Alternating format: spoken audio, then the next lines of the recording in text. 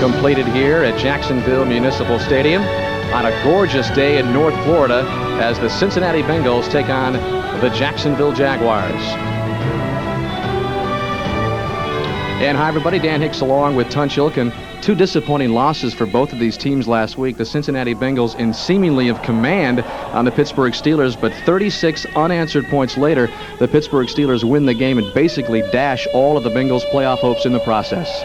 Well, Dan, after totally dominating the Steelers in the first half, the Bengals just took their foot off the gas pedal, and they started celebrating too early. Now, after a loss like that, you start questioning yourself. Offensive coordinator Bruce Cosler of the Bengals told us you could go one of two ways. You either fold your tent and take it on home, or you come out with a vengeance. Well, the Bengal playoff hopes probably dead, but the spectacular season lives on for quarterback Jeff Blake and Carl Pickens. They have been outstanding. Well, these two guys are definitely looking at an opportunity to go to Hawaii for the Pro Bowl. And talking to Blake yesterday, he said it's kind of scary. We've only been together for a year and a half, and look how good we are already. And it's just absolutely awesome the way these two guys have been able to connect together just over a year and a half. And you look at this graphic here, Jeff Blake and Carl Pickens, 22 touchdown passes over the last 2 years. Who'd have thought that they'd be ahead of Steve Young and Jerry Rice of San Francisco and Muna Carter of Minnesota? Oh, we mentioned the disappointing losses. What about the Jacksonville Jaguars last week in Tampa Bay? Head coach Tom Coughlin decides to go for the two-point conversion. It fails, so Jacksonville loses the game. Not only did they lose the game, but they lost their starting quarterback, Mark Brunell. He is out with a hamstring injury today, so Steve Berline gets the start and also gets a chance to prove that he's a starting quarterback in this league. Well, Dan, you know that Steve believes that he is a starter, and he was the first guy taken in the expansion draft by the Jacksonville Jaguars. And after a little quarterback musical chairs between him and Brunell, he feels like he is ready to play, and his contract is up at the end of this season. It is very important that he has a good game, not only for the Jaguars' sake, but for his own sake, because he could be shopping his wares around the NFL. And we'll get a chance to see Steve Berline because Jacksonville won the toss. They will receive. There is head coach Tom Coughlin, who went for the two-point conversion last week. And Jacksonville in the process lost 17-16 to Tampa Bay. We mentioned the disappointing loss by Dave Shula and the Bengals, and when asked about it last night, Dave Shula said, hey, we will find out if this team will bounce back. Jacksonville at 3-8 and the Cincinnati Bengals at 4-7.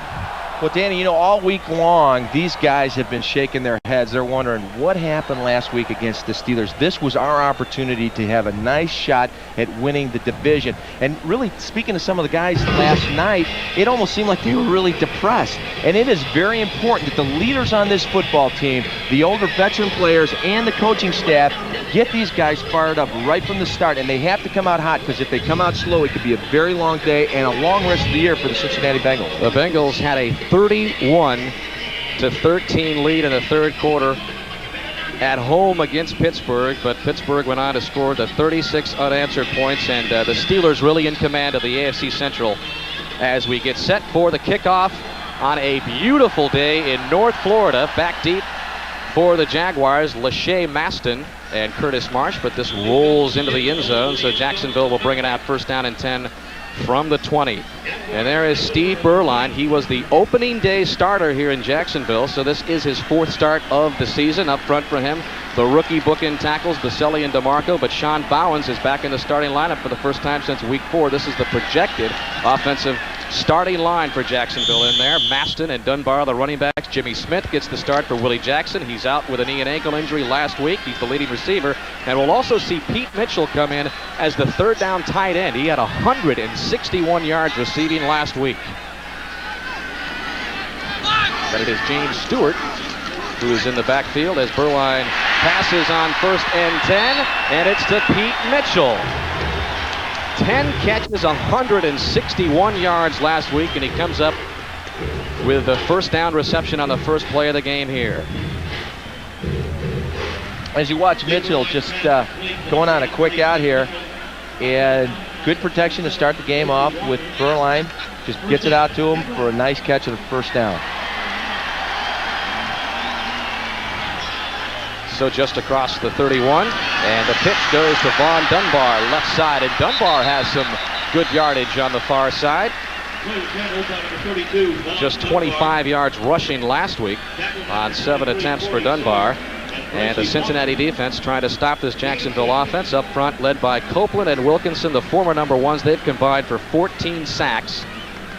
The linebackers, McDonald, Tovar, and Andre Collins, who starts for James Francis, a huge loss. Francis out for the year with a broken left leg. Leonard Wheeler and Rod Jones come into the dime package. Corey Sawyer gets the start. Rod Jones has a dislocated thumb, but he will see time.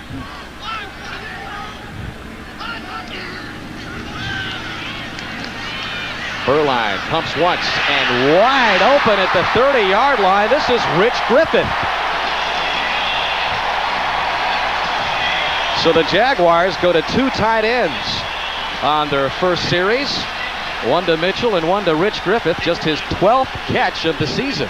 And great protection to start off with here, Dan. Burline has plenty of time. Remember, the first time these two teams played, 7 sacks by the Bengals. Throws it to Griffin, who is the blocking tight end. 35-yard gain. And the Jaguars quickly into Bengals territory at the 27. This offensive line has improved 100% since each two teams played earlier in the year. Now Dunbar is the back, and he gets the carry. And Dunbar to the 25-yard line, and no more. You mentioned that offensive line, Tunch, and back with Bowens in there. We mentioned off the top, this is the offensive line that Jacksonville wanted to go with from the start, but they've had their injuries. Well, they've had plenty of injuries. Bazzelli went down early, and then Bowens went down, and really Jeff Novak is really the most, I would say, the most valuable player on this offense, because he played left tackle, then he went to left guard. Now that Bowens is back, he's now at right guard. A real versatile guy, a real key member of this offense. 308-pound average, 66 inches tall across the interior line. Burline 2 for 2, make it 2 for 3. He wanted Ernest Gibbons. That is incomplete. Roger Jones, who's a part of this Bengal defensive secondary, was on the coverage. This is the worst ranked defense in the National Football League. They are dead last against the pass. And when you ask them, they just say, well, it hasn't been physical errors. There have been a lot of mental errors and broken assignments. Right, and they're also playing the worst rated pass offense in the league. Something has to give. 35%. Third down conversions on the year for Jacksonville from the 25.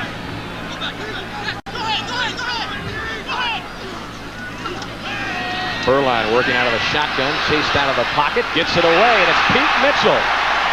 Mitchell with a first down inside the 10-yard line. First and goal for the Jaguars. You know, a lot has been said about this guy last week. 10 catches, over 160 yards receiving. They say he's too small. They say he's too slow. He has nothing that would make him appealing, but he just makes catches. And just a free release there, he gets jammed by Andre Collins, and then he just a quick in route and all by himself. Burline puts it on the spot. Nice grab. And he made history last week. The very first Jaguar rusher or receiver to have a 100-yard game, and he's now quickly the second leading receiver for Jacksonville off that 10-catch, 161-yard effort. This is Dunbar near side, and the Bengals smelled it out. John Copeland was there to bring him down, but a flag is also down. And here is Larry Nemmers about set to make his first call. Second goal of the Jaguars for the Cincinnati Jacksonville. And the holding call against Jacksonville. Holding. Offense, number 73. 10-yard penalty. Repeat, second down. And that's on the rookie out of Michigan State, Brian DeMarco. Well, you know, you hate to see that. Whenever a flag goes down on a run like that, all the offensive linemen start looking around going, boy, I hope it's not on me. And DeMarco coming off on John Copeland. Copeland having an outstanding year. As a matter of fact, defensive coordinator Larry Piccatello for the Bengals said he is their most valuable defensive player. He is the leading sacker for Cincinnati. He has 8 sacks. And first down now from the 18. Remember, it is goal to go. Lachey Maston with his first carry brings it down to the 11-yard line, where he is met by Ricardo McDonald. Nice play by McDonald. Now, if you look at Lachey Maston, he's the fullback. This guy used to play linebacker. He's the nickel running back, and just inside handoff. They were practicing this all week. They're trying to get Cincinnati guessing. They want to be able to run on pass downs and pass on run downs, and that's the way they've started this drive, throwing on first down and now running the ball in long situations. They're also very good in the red zone. 29 opportunities this year have resulted in 18 touchdowns, a 62% first in the AFC. But now second down and goal from the 11. Burline slings it out inside the 5-yard line. It is complete to Desmond Howard. Great. Howard brought down by Rod Jones. Great job by Burline. Andre Collins was coming off the corner as we see a quick in pass. Nice catch, nice play. Burline, Andre Collins is coming in untouched, and Burline gets rid of the ball just in time. That's what they love about him. He makes very quick decisions. When a blitzer's coming, he's able to get it to the hot receiver as he did to Desmond Howard on that play. That just the 17th catch for the former Heisman Trophy winner, and now third down and goal from the 2, so they get a lot of it back on the big reception by Howard. And plunging his way through the middle is Ryan Christopherson. The ball is loose. The Bengals with a huge defensive surge, recover the ball, and it's recovered by Darrell Williams. So a costly turnover for Jacksonville on what appeared to be a touchdown drive to open the game. Cincinnati takes over. Now here's a simple lead play on the left side with Lachey Maston leading the way, actually Corey, and great job by Steve Tovar putting his helmet right on the ball. But actually that play was made by Brett Wallerstedt, number 91, who is, as we look at this play again, he's the first guy in, and he strips the first blocker, which is Corey Mayfield. And then great job by Tovar, puts his head right on the ball, causes the fumble. Big play. And you know, Coach Coughlin can't be happy about that. Costly turnover. The Jaguars look so good driving from their 20 all the way down to the 2-yard line, and on third and goal, Christopherson pops it up. So Jeff Blake and the Bengals begin for the first time at the 12-yard line. And this is Harold Green, who gets maybe 2 or 3. Jeff Blake having an outstanding season, the leading passer in the AFC, and up front for him, they've made some changes. Anthony Brown making his very first NFL start, starts for Scott Brumfield. We'll see him on third down. Todd Kalis had intestinal flu yesterday, spent the morning in the hospital, made the trip last night, and he's here. Harold Green is the featured back. Pickens leads the NFL in receiving with 14 touchdowns. The burner Darnay Scott on the other side. And we will see the big vulture offensive set, which brings offensive lineman Melvin Tootin in as a tight end with 4 wideouts. Bruce Coslett says we're going to see a lot of formations today. But they keep this one on the ground once again to Harold Green, and that time Jacksonville stops him for a 1-yard gain. Jacksonville lost 2 defensive starters last week. They lost Jeff Loggeman with an injured foot. Paul Fraze gets the start there. Corey Mayfield also gets the start because Don Davey moves over to the left end position. They also lost their starting left linebacker Mark Williams. Joel Spenge gets the start for him there, along with Schwartz and Goganius. Washington and Clark, the corners, Colden and Dumas, the safeties, and Dave Thomas. And the rookie out of Notre Dame, Travis Davis, comes in as the dime package. Third down and 6. Blake to the air for the first time, and it's complete to Jeff Hill, and Hill very close to a first down. And it appears where they mark it, he may have it. Nice protection by the Bengal offensive line. Gave Blake plenty of time. Jacksonville starts in there with a simple stunt. Everybody picks it up well as we see Blake playing with unbelievable confidence. Looking at him yesterday, I could just sense this confidence. He says that nobody, I mean nobody, can stop us. He said, you know, maybe we shouldn't have gotten the big lead against the Steelers last week. He said maybe we would have won that game had it come down to the wire. Good play action by Blake, goes across the middle, and that is complete to Harold Green. Just a quick circle route. Harold just dumps it off in the middle. It's very important for the Jaguars to get pressure on the inside with these guys. As we watch their defensive line, they want to get a good push here. As you see Kelvin Pritchard, nice job between the left guard and center. Brills holding on Kelvin Pritchard. He is the guy that has to pick up the slack for Loggeman being out. Harold Green returned last week from a hamstring injury. 70 to 80% last week, says he's about 100%. He picks up the first down, and the Bengals on the move at their own 38. And here is Harold Green again, across the 40-yard line. Bengals have not had a 100-yard rusher in 2 years. Harold Green had the last 100-yard game. His season high this year, just 71 yards. You know, and speaking of Harold last night, you know, it's almost like he's shaking his head. You know, we've had different guys playing offensive line. The guards have been rotating. Bruce Coslin said there was an opportunity for a 4th and 5th guards to be playing today, and they need to develop continuity to run the ball better. He gains 4, 2nd down and 6. Good play action again by Blake. And open over the middle was Darnay Scott. And maybe Darnay should have held on to that. Take a look at the replay and see if he was turned around.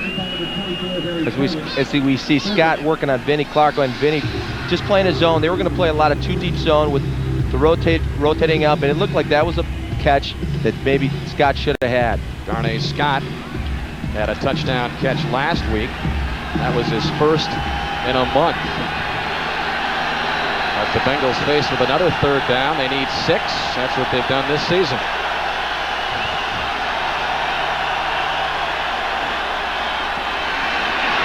And Blake right side. David Dunn fighting for first down yardage. And he should have it. Dave Thomas, the corner, brought him down. Now here we watch Jacksonville. They're doing a real nice job of collapsing the pocket. That's what they want to do. They're getting good pressure inside with Schmeggy coming around, and just a nice ball that's put right on the spot. Dave Thomas with a nice tackle. Bengals trying to take advantage of the early turnover by Jacksonville. Began this drive at the 12, close to midfield now. And Blake to throw on first down. Tony McGee wide open over the middle is down to the 21-yard line of Jacksonville. Finally brought down by Mike Dumas, the free safety. But you hear so much about Carl Pickens and Darnay Scott. Sometimes Tony McGee gets lost in the shuffle. And this guy's a great talent too, Dan. As we look at the graphic here, he's got 41 catches for 550 yards, 3 touchdowns. And you know, the way, after speaking to Dick Duran, the defensive coordinator for the Jaguars, they want to play a lot of 2-deep zone and double team the outside guys. Tony McGee could have a big game today, catching balls underneath. Second in the AFC among tight ends with 550 yards. Green is down to the 16-yard line. He's stopped by Kelvin Pritchett, the former Lion. And Jeff Blake he's got some great numbers this year, but maybe the most impressive is the 18 straight games with at least 1 touchdown. 18. Only Eric Kramer has 8. I mean, that is very impressive. So Blake trying to keep that illustrious stat alive this afternoon.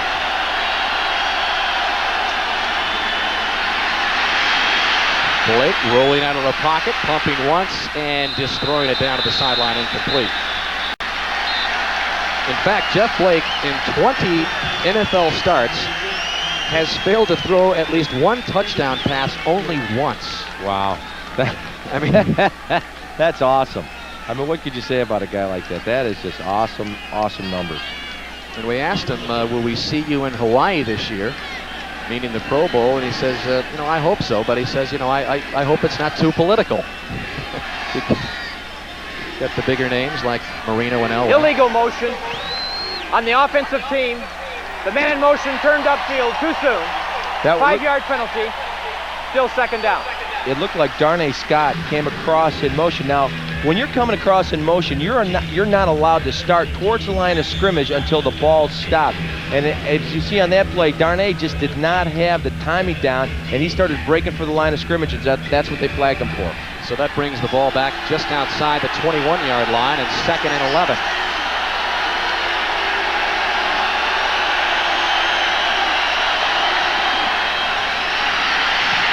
And Blake over the middle at the 9-yard line. It is complete. Barry Colin made the stop on Darnay Scott, but it'll be a Bengal first down. And normally the Bengals go for Pickens in this area. So the Jaguars know that they're double teaming Pickens, and you see Scott on a quick inside move. Nice pass by Blake. Great protection here by Sargent. Nice job and just ball put right on the spot. Tackled by Cohen. They spotted inside the 10 at the 9-yard line, so first and goal for Cincinnati. 3:39 left in the first quarter. We are scoreless from Jacksonville. Blake with a quick drop. Flag comes in as Tony McGee hauls it in.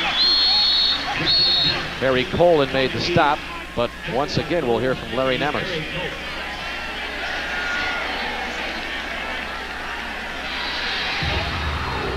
Illegal shift on the offensive team. Two men went in motion at the same time. So another costly penalty on Dave Shula's team. And here it is.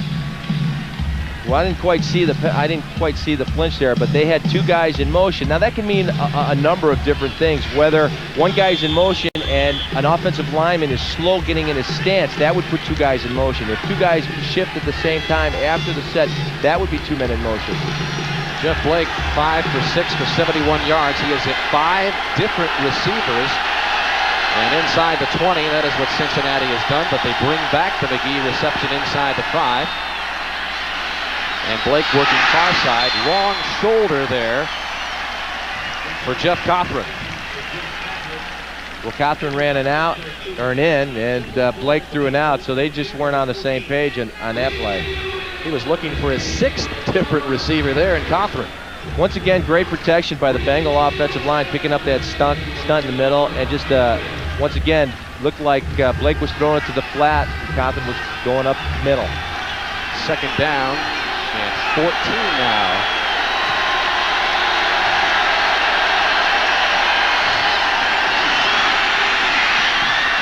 And Blake wanted Tony McGee, but it's picked off by Keith Goganius.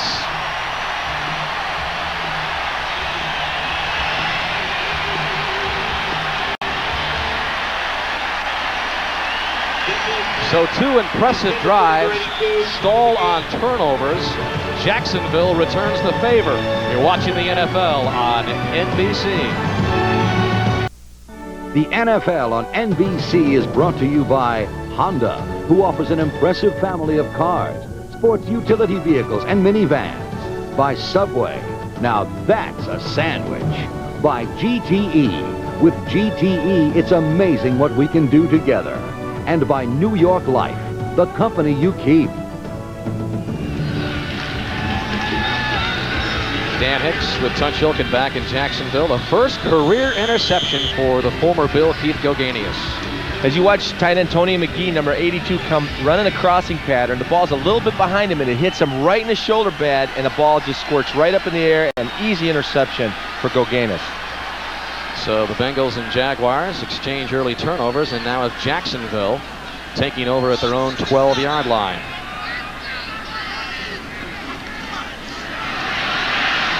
And Burline wanted Mitchell. Was this picked off?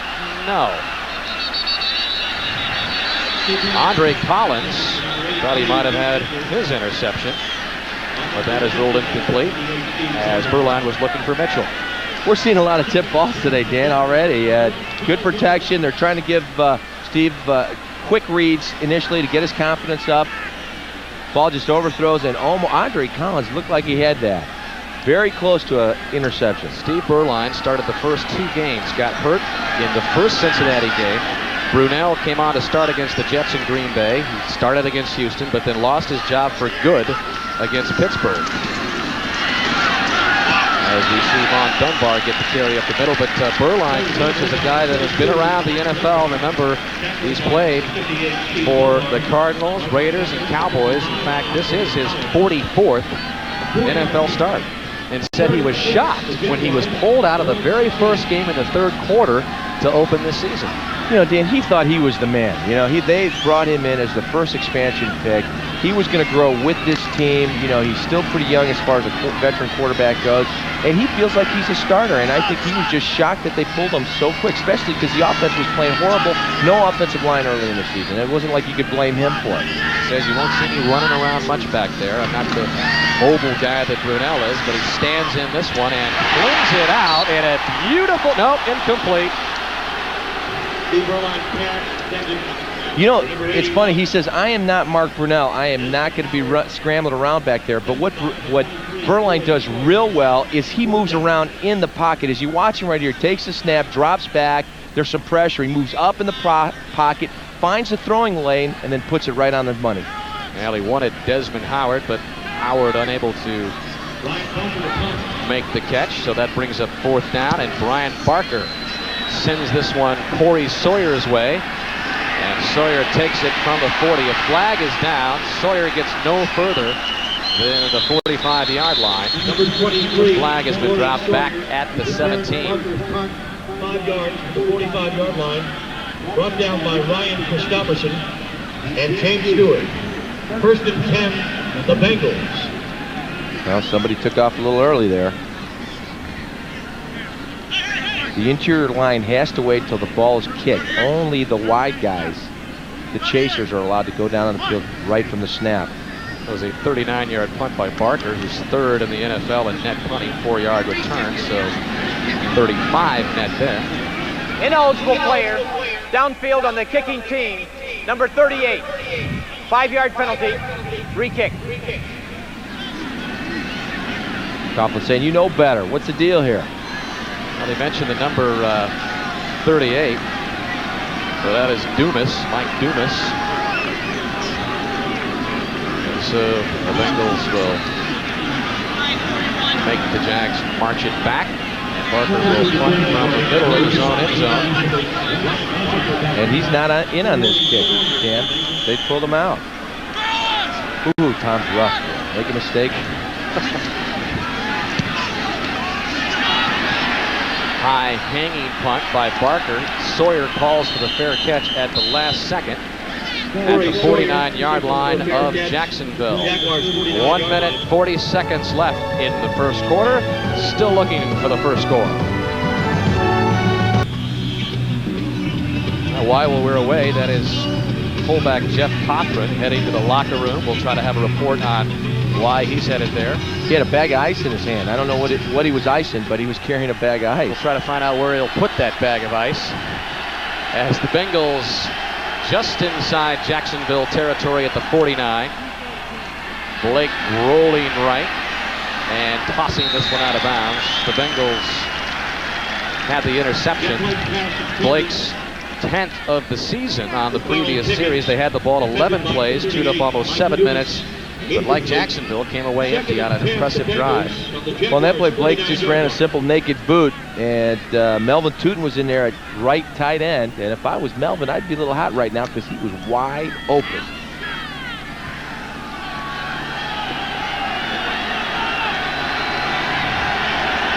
Second down and 10.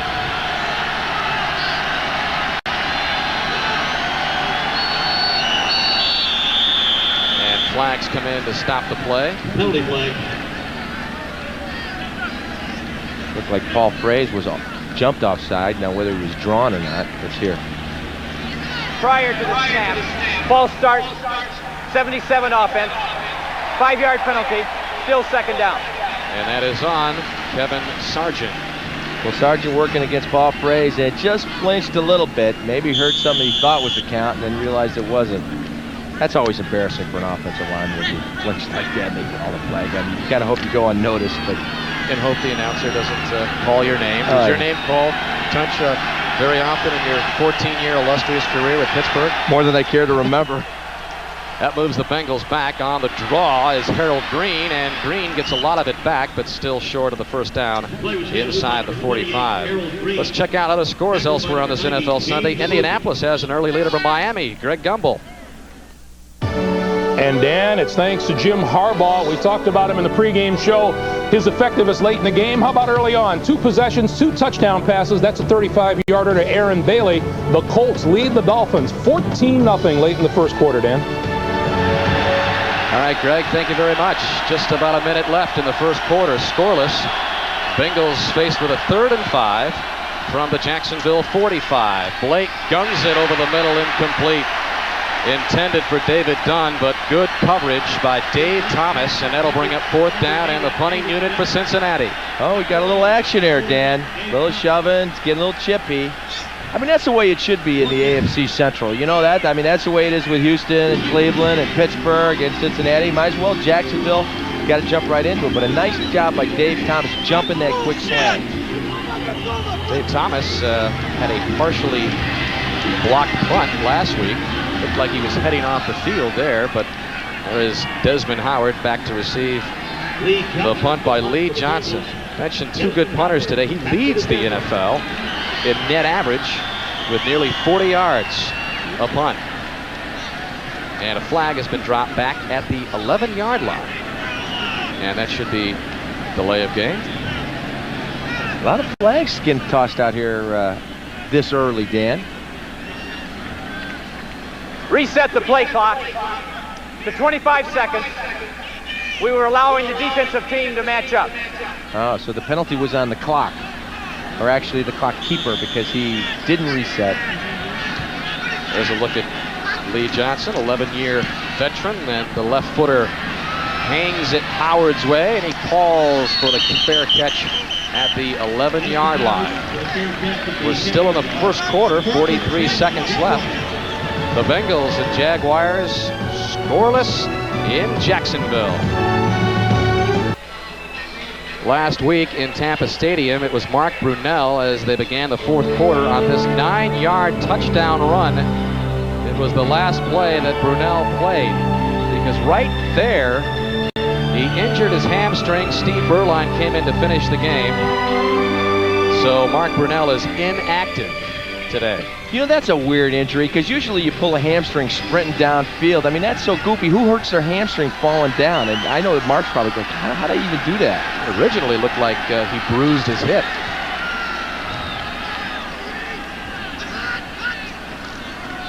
But Berline calling the signals today, and play action. He's got some time as he drifts right. This one is tipped up in the air and up for grabs for a moment before it falls incomplete. And it looked like Keith Rucker may have tipped it at the line of scrimmage. Rucker getting a nice push, getting his hand up in the air and tipping that one. Now, actually, this is pretty good protection. And we mentioned last time these 2 teams played, Berline had no time whatsoever. But this is a different offensive line. And there, once again, Steve shows how he's moving around in the pocket, gets rid of the ball late, plenty of time. Good coverage by the Bengals secondary. And a nice job by Rucker knocking it down. Brings up the 2nd down and 10, 36 seconds left, first quarter.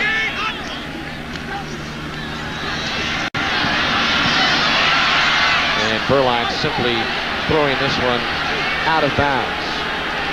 Well, nice job by Berline. I mean, I don't see why the fans are booing. It was a screen, and nobody was fooled. All the Bengals dropped back into coverage, and if he would have thrown that screen, it would have probably been an interception. So he makes the veteran move and just throws the ball away.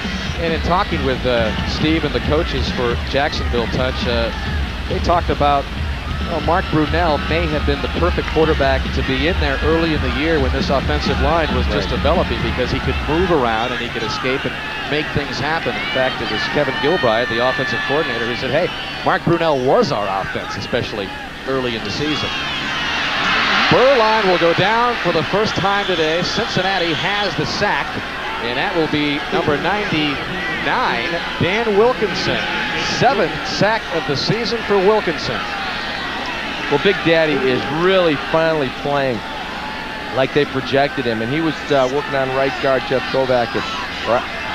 Actually, it looked like there was a breakdown in blocking because Lachey Maston was supposed to block him, and there had to be a mix-up there. I don't know if they were all on the same page or what. Jeff Novak moving to right guard after playing most of the season as left guard, so there was a breakdown, a mental breakdown in the protection on that last play. Big Daddy ends this first quarter with a sack, which pins Jacksonville back deep. They'll punt it from their own end zone when we come back. This is the NFL on NBC. At the line, WCA.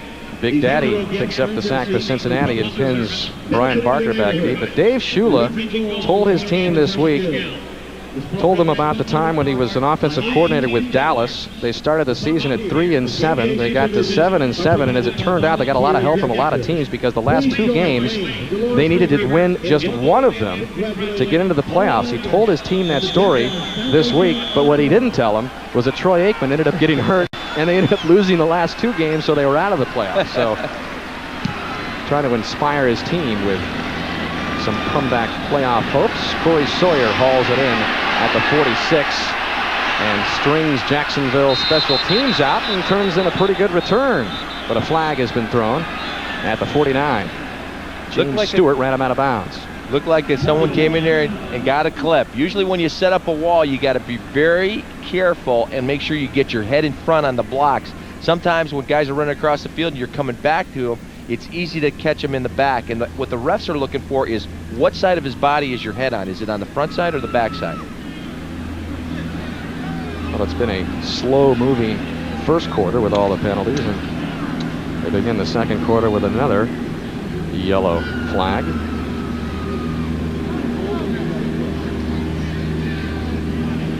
Holding on the kicking team, number 41. By rule, that penalty is refused. Illegal block in the back.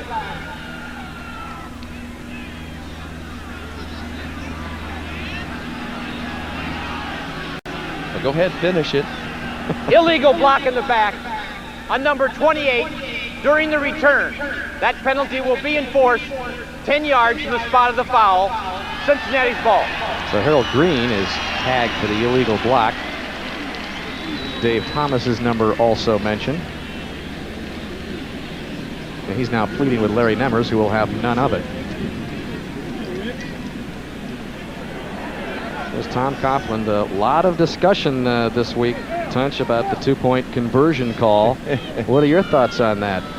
Well, you know, I'm not the head coach, and his players were all for it, and they were pretty fired up. But if it's me, I'm thinking, hey, kick the extra point, play in overtime. The momentum was clearly in Jacksonville's favor. They dominated in the second half, got back in the ball game, and give your team a chance to win it in overtime. That's my personal thoughts. But I'm a little more conservative than your riverboat gambler type.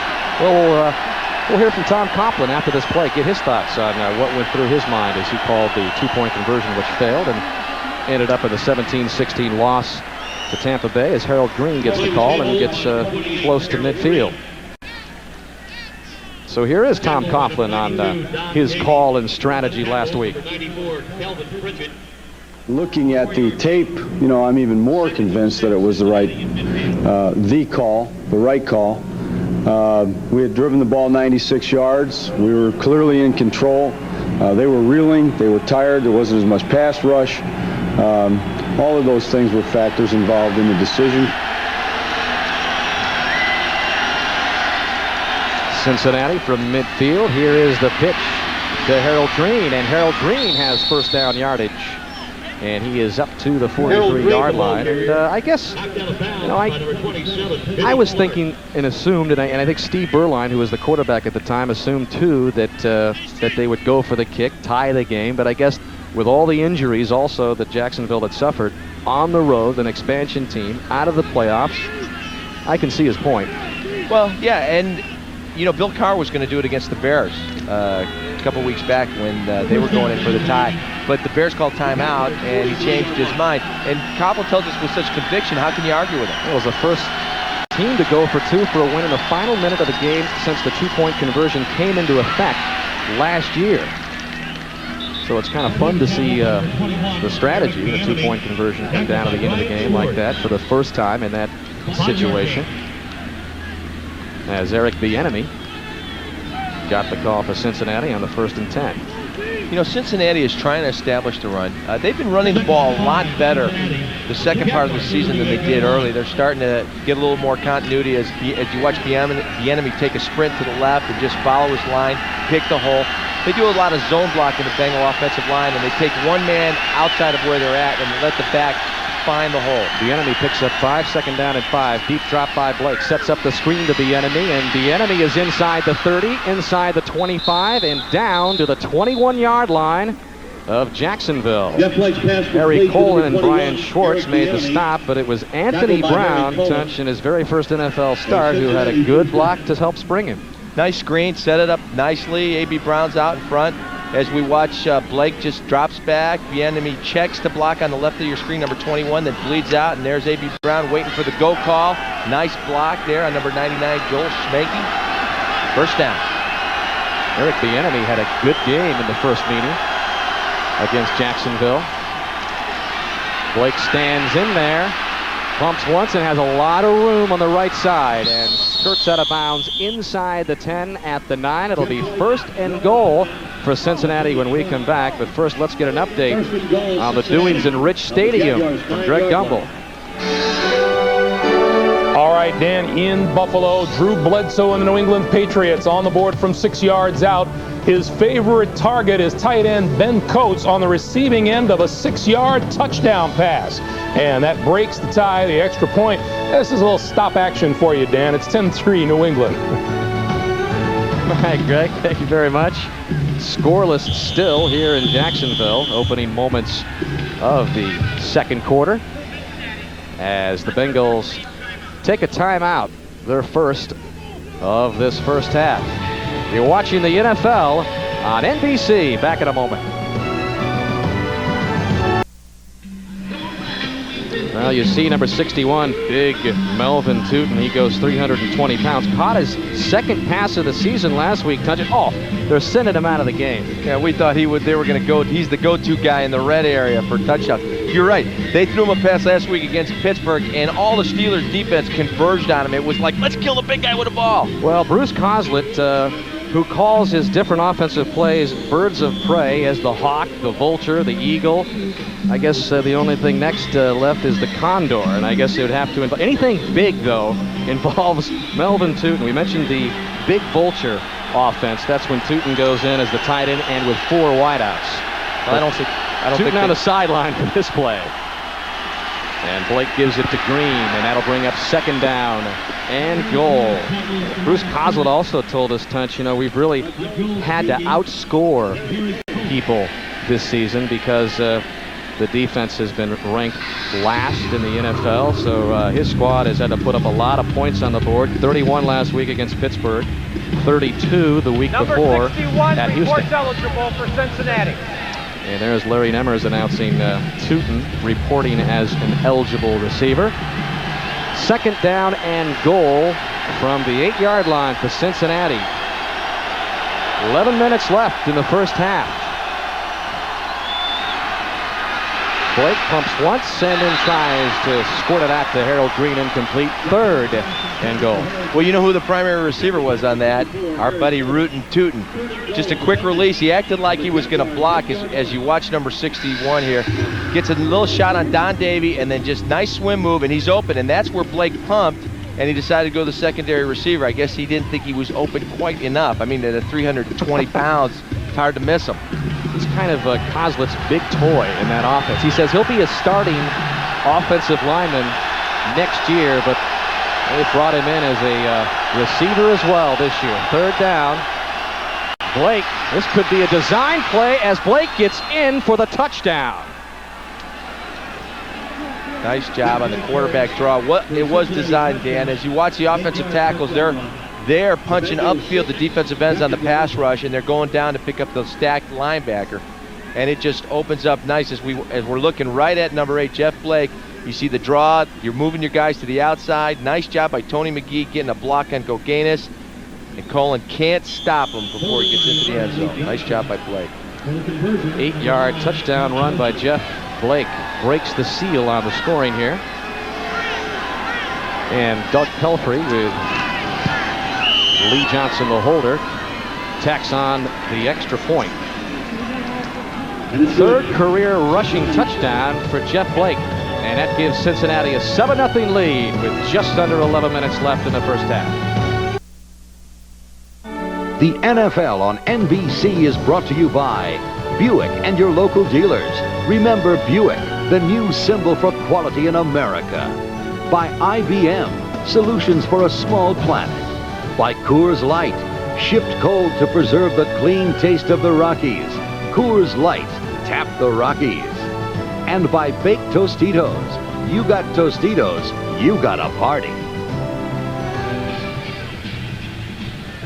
Just a magnificent day in North Florida, Tunch. Does the weather here today make you want to move down from Pittsburgh? Well, I got to admit, it is kind of nice. I was starting, as you get older, you start liking this warm weather a little bit more. High 60s as Lee Johnson kicks it off to Cincinnati. Curtis Marsh takes it out as a flag has been dropped. Marsh gets to the 14-yard line. Curtis Marsh, Leonard Wheeler on the stop for the Bengals. A busy day so far for Larry Nemmers and his crew. He's getting a lot of airtime today, isn't he? He is. And the call against the Bengals. Offside. Now you're going to have to make him kick that one again. Yeah, one of the guys left a little too early. What do you got, Larry? Offside. Yep. On the kicking team, number 84. 5-yard penalty and re-kick. That is on Jeff Hill. Dave Shula having a hard time believing the penalties which have mounted. 5 already for 30 yards.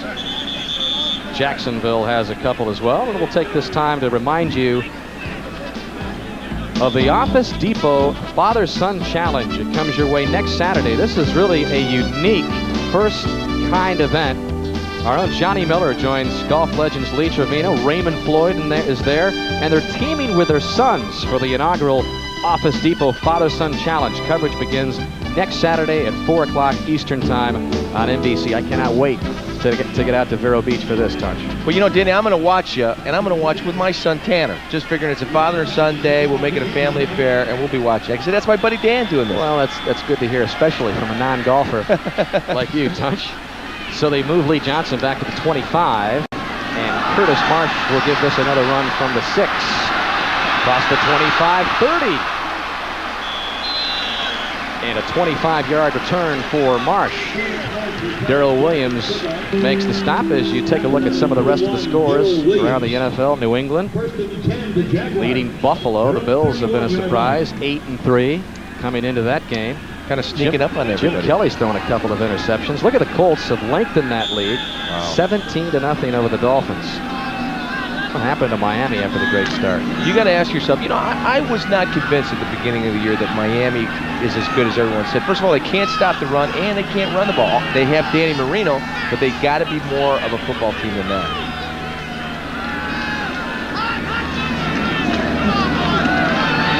Berline begins this series with a pass to the near side, and he's got Ernest Gibbons. Corey Sawyer on the coverage. And Ernest Gibbons, of course, the former Oiler. Offensive coordinator Kevin Gilbride was there in Houston when Gibbons was racking up a lot of receptions in the old run and shoot. Not as many this year, Tunch. Well, he's been dinged up, Danny. Had a hamstring, had a knee, had a little this, had a little that, and they really need for him to start playing like they've expected him. And that's a nice start for this afternoon with an out pattern like that. He's a fine receiver. He's just starting to get healthy, and maybe now he'll start to play like they need him to play. And the pitch to Dunbar. And Dunbar, as a flag comes in from the defensive backfield of Cincinnati, Kimo von Oelhoffen made the stop on Dunbar as Dunbar picked up first down yardage, but we'll wait and see and hear again from Mr. Nemmers. And it looks like it's the guys with the stripes on their helmet, the Bengals. They're having some troubles today. Let's see what this penalty is. Personal foul for unnecessary roughness on number 56 of the defensive team. 15-yard penalty from the end of the run.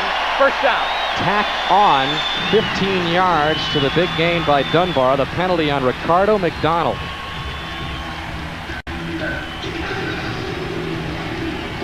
He's coming from the right into your frame, and oh, there it is. It's a kick. It wasn't because he hit him late. is it was a great move by Dunbar. He faked him right out of his shoes, and as Ricardo McDonald's going down, he does what every good offensive lineman would do. He throw his foot up and try to leg whip him, but that is a penalty. 15 yards puts it down to the Bengal 32-yard line, 31-yard line. And Burline lofting it up far side. The catch is made. A touchdown for Jacksonville.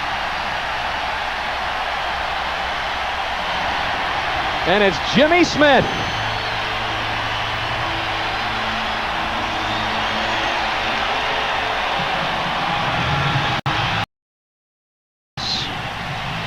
You watch Smith working on Roger Jones one-on-one. Actually pretty decent protection, but Burline puts the ball perfect where Jones cannot reach it, and Smith with a nice grab. You know, it's nice to be back for your first game as a starting quarterback and work against the number 30th ranked defense in the NFL. And it's also nice to get a start like Jimmy Smith had today for the ailing Willie Jackson. As we look at Mike Hollis tie it up. Jimmy Smith starting for the injured Willie Jackson. Picks up his 7th reception of 95 and his first touchdown. We're tied.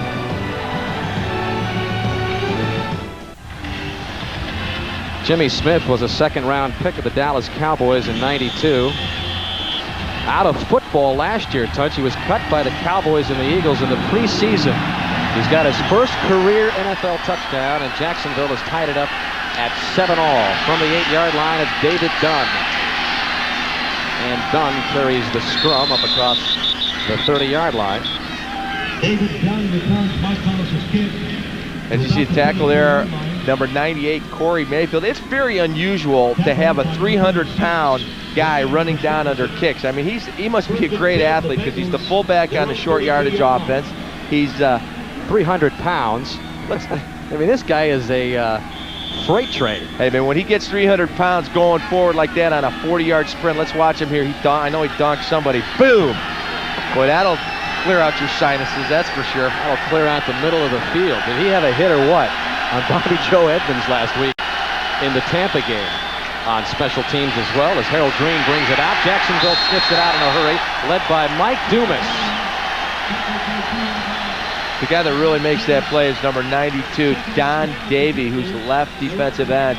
Does a real nice job of stretching out Joe Walter and just making the whole thing. You know, he's got his master's in mechanical engineering. Really bright guy, might be doing an internship with NASA this coming off season. You know a guy is pretty bright when he's looking at an internship at NASA. Well, he's too smart to be playing in the National Football League, that's for sure.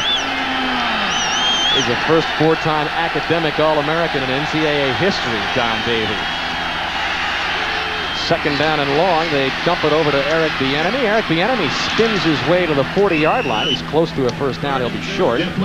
But we mentioned Eric Bieniemy having a good game in the first meeting against Jacksonville earlier this season. He had 143 yards from scrimmage in that game. Just another quick drop-off here to Bieniemy, and nice job by number 76, Trent Pollard, who's really getting his first action. Thought he might be starting because Todd Kalis had that viral infection. Didn't think he was going to even make the trip. Got the word as he was walking on his plane that he was going to be starting Sunday, so he was really casual. All of a sudden, the butterflies jumped right in his stomach. 3rd and 2. Blake turns and fakes and fires over the head, and it's picked off. And then fumbled out of bounds. That was Smengi who made the interception, then fumbled it, but it'll be Jacksonville's ball. Smengi moving over to linebacker after playing defensive end for most of this season, actually all this season to this point. You know, he was a linebacker with New Orleans. And as we watch the play, Blake goes back, play action pass, fake to Harold Green, and just nicked there. I didn't see who got it, but Smengi picks up the tip ball. He was passing behind his back there. I was trying to lateral it to Mickey Washington. He says, I'm not fast enough to get it there. Here, you take it, Mick. Only didn't exactly look like an option quarterback on that, did he? Earlier we saw Gogenius pick up his first career NFL interception, and there is Joel Smengi. As you mentioned, the former Saint, 3rd-round draft pick back in '90. One of a trio of big, high-priced free agents on the defense for Jacksonville, and he paid big dividends there as Jacksonville sets up at the 43-yard line of Cincinnati. They keep it on the ground, and in the clear for a moment there was James Stewart, brought down by Darrell Williams. Nice block by Tony Bazzelli. Did a nice job of hooking Artie Smith, number 70, on that last one. Made that play. Jacksonville hurries up in the no huddle. That is the second interception of the game thrown by Jeff Blake. 11 on the season for him.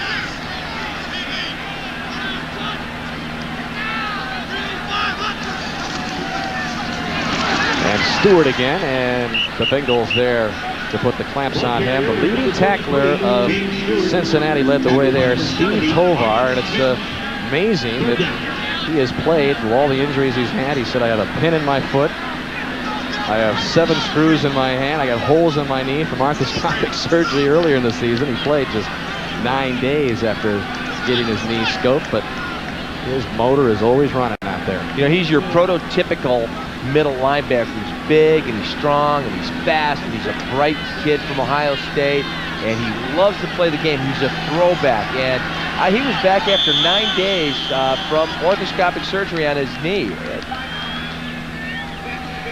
Timeout on the field taken by Jacksonville. They're at the Bengal 34. You're watching the NFL on NBC.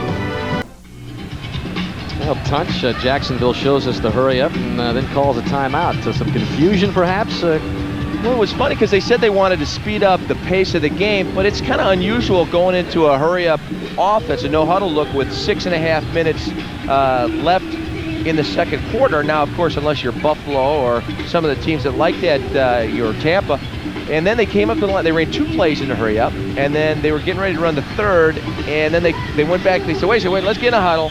And then the next thing you know, they're walking around, and someone calls timeout. So they've got to, after running 2 plays in a hurry-up, they got a lot of time to talk about this next play. Well, maybe Berline, you know, he's had so many head coaches in his NFL career. Maybe he's a little confused. Look at these guys: Flores, Shanahan, and Shell with the Raiders, Johnson with the Cowboys, Bugle and Ryan with the Cards, and now Tom Coughlin with the Jaguars. 7 head coaches in his 9-year career as Von Dunbar gets the carry. And at Notre Dame, he had 2 coaches as well. He had Faust, and then he had Lou Holtz. I mean, how do you develop any kind of consistency when you got a different head coach every year? It's got to be maddening, and you know, you do take a wealth of information from the different attitudes, but then how do you settle into kind of a style that is effective for the different individual?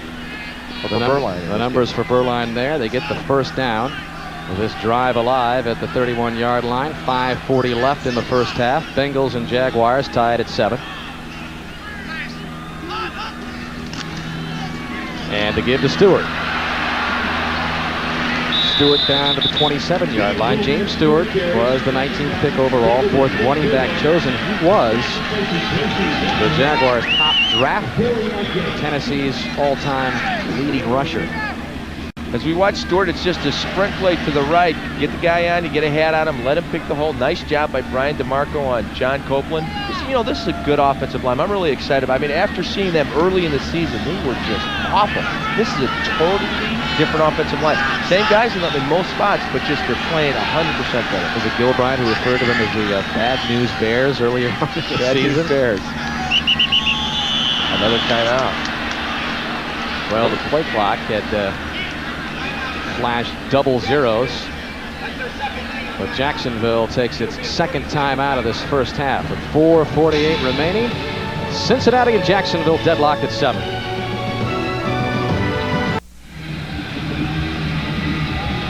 Dan Hicks with Tunch Ilkin back in Jacksonville. 4:48 left in the first half, and we'll remind you that coming up next on most of these NBC stations, Game 2 of our NFL doubleheader, the Pittsburgh Steelers and Tunch Ilkin. This may be the Steelers' last trip to the famed Dog Pound in Cleveland. That is coming your way next as Von Dunbar gets the call for Jacksonville.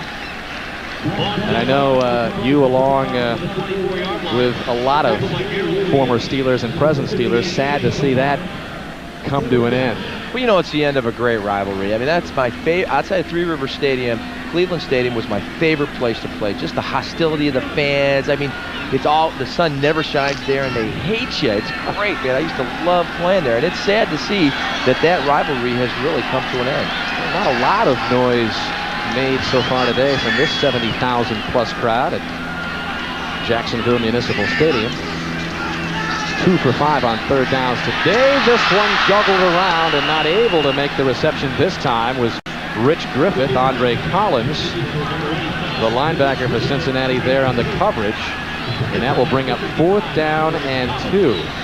And we will see Mike Hollis. And you know, it makes you wonder. I mean, this crowd is so dead quiet. We've got a great game here, 7-7. As we start closing out the first half, and nobody's doing anything. Nobody's clapping. You think they're hungover from the Florida State game yesterday or something? Maybe they're all spent from watching that. Is that game huge in these parts or what? Here's a 41-yard field goal attempt by Mike Hollis. The holder is Barker, and this is no good. Hollis now 2 for 4 from that distance. He'd only missed 3 coming into this game, but now he sees his percentage go down to 13 for 17 on field goal attempts. Well, the snap is good. Hold is down, and he just pushes it a little wide. Number 61 reports eligible for Cincinnati. And you heard Larry Nemers reporting that Melvin First Tootin and will 10 be the Bengals. once Their again own eligible as 31-yard Mike line. Hollis thinks about that missed opportunity on the sideline, so we remain tied at 7-all. I guess in your golfer terminology, he just let that one out to the right there, buddy. It leaked a little.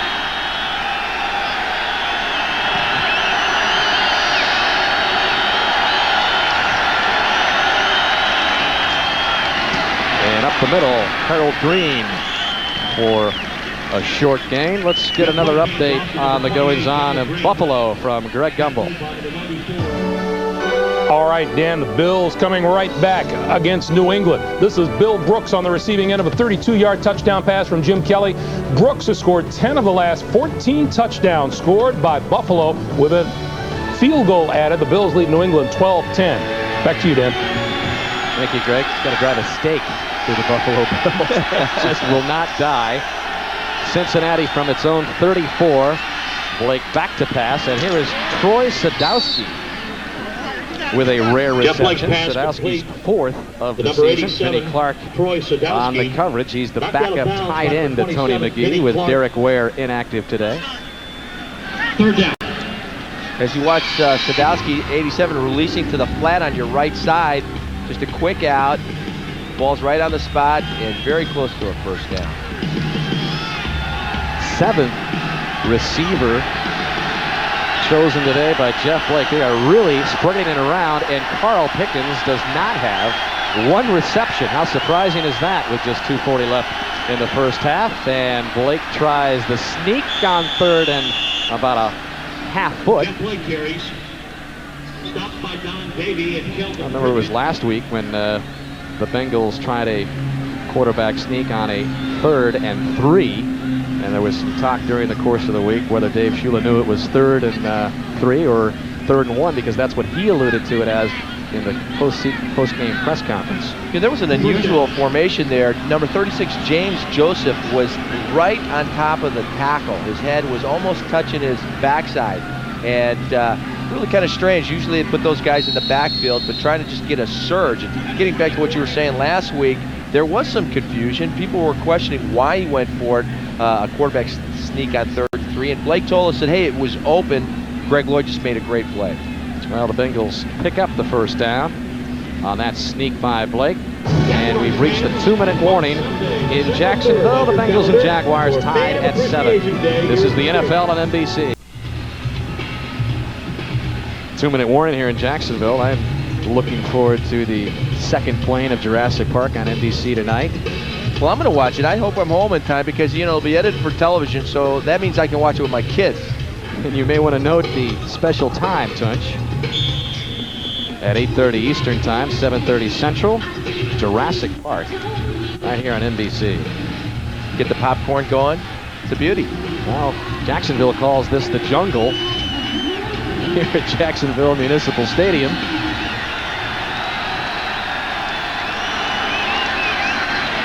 And Blake far side. It's got James Joseph, and Joseph spins his way right to midfield, and that stops the clock with 1:53 left. Cincinnati with 2 of its timeouts left. The Jaguars have spent 2. You know, it's funny, the Jaguars call this the jungle. The Bengals playing a jungle. Right. You think the Jacksonville should be allowed to call this the jungle? I mean, there is a jungle already. True. We'll have to check on that. Of course, if Mike Brown moves. 2nd down and short. Yeah, right. From the 50-yard line. How far will we go before we see Carl Pickens? Well, not on that play as he goes to the tight end, Tony McGee. They're going to mark him out at the 46-yard line. James Williams made the initial stop. Tackled by number 90, James Williams. And Blake getting the Bengals to the line in a hurry-up offense with 1:35 and counting. Well, you can almost sense that the Jags were saying, we are not going to let Pickens beat us. Pickens is on the left side. Blake goes underneath, one at McGee, incomplete. And that was Dave Thomas, who made a nice defensive play, batting it down before McGee got a chance. Nice job by number 41, Dave Thomas. The Jaguars 45 You know, line. they told us that they were going to double Pickens all day long, and they were going to work him over. They were not going to let. I mean, he is the go-to guy. He is the man who makes the play, especially as you get into plus territory. They're on the 45-yard line right now. This is when Blake really starts looking towards Pickens, and you'll see a double team on the left side there. Pickens had a 100-yard game in the first meeting against Jacksonville. 5 catches on 102 yards. No Pickens. This is Harold Green hurtling his way inside the 40-yard line. That'll bring up 3rd down. Vinnie Clark made the stop. Well, Vinny told us yesterday that they were going to give him the underneath stuff. They just did not want to get beat deep. They were not going to let that happen, and they were going to give up the underneath stuff and then punish the receivers after they make the catch. Blake steps up in the pocket, buys himself some time. Again, the ball is up in the air, and again, it is intercepted. James Williams. 3rd interception thrown by Blake, and again he wanted McGee, and again it was tipped up and picked off. Well, James showing that dislocated shoulder he had last week looks pretty good right now. 3rd interception, and it's funny, they're all tipped balls. The one that McGee the first time was ricocheted off his shoulder. As we watch, good protection. Blake steps up in the pocket. But you know, just if you see that, McGee was drifting to his right, and Dave Thomas gets his hand on it. Blake threw it to the left, and it was a nice, just a heads-up play by James Williams. Getting back to their game plan, they were going to give the Underwood thing. As you watch Blake in pursuit, you know someone's going to take a shot at him. They love to hit those little bitty quarterbacks. 3rd career interception for James Williams, his 1st of the year. And Jacksonville with an opportunity here with 48 seconds left at their own 47. Burline complete. And at the 45-yard line, this is Jimmy Smith, who caught the earlier touchdown pass. Roger Jones on the coverage. Once again, good protection by the Jags offensive line, giving Burline plenty of time to find Jimmy Smith. Clock rolling inside 25 seconds left. Burline from the shotgun. Wide open is Pete Mitchell. Mitchell trying to get out of bounds, and he does so at the 35-yard line. It'll be a Jacksonville 1st down. Big series here for the Jags. If they come away with points, a great momentum boost going into halftime. Pete Mitchell, his biggest yardage game ever. Even in Boston College, where he was the all-time leading receiver, he didn't get as many yards as the 161 he got last week. Coming from the right of your screen, Mitchell just clears out all the way across, number 83, starting from the far right, comes all the way across, and a nice play by Burline, putting the ball right where it needed to be and getting him out of bounds. And on his way to another productive game, Mitchell is. 3 catches, 38 yards. Burline of the air again. Complete. Desmond Howard inside the 30. Rod Jones, who's playing with a dislocated thumb, suffered last week, makes the stop. And Jacksonville will take its final timeout with 3 seconds left, and that should give Mike Hollis an opportunity. It would be about a 46-yarder for Hollis, who missed just a few moments ago, shorter than that. Well, you wonder if he's thinking about that right now.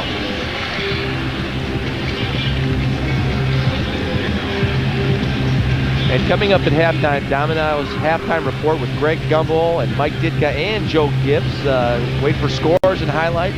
And a feature on Steeler / wideout / quarterback / running back Cordell Stewart.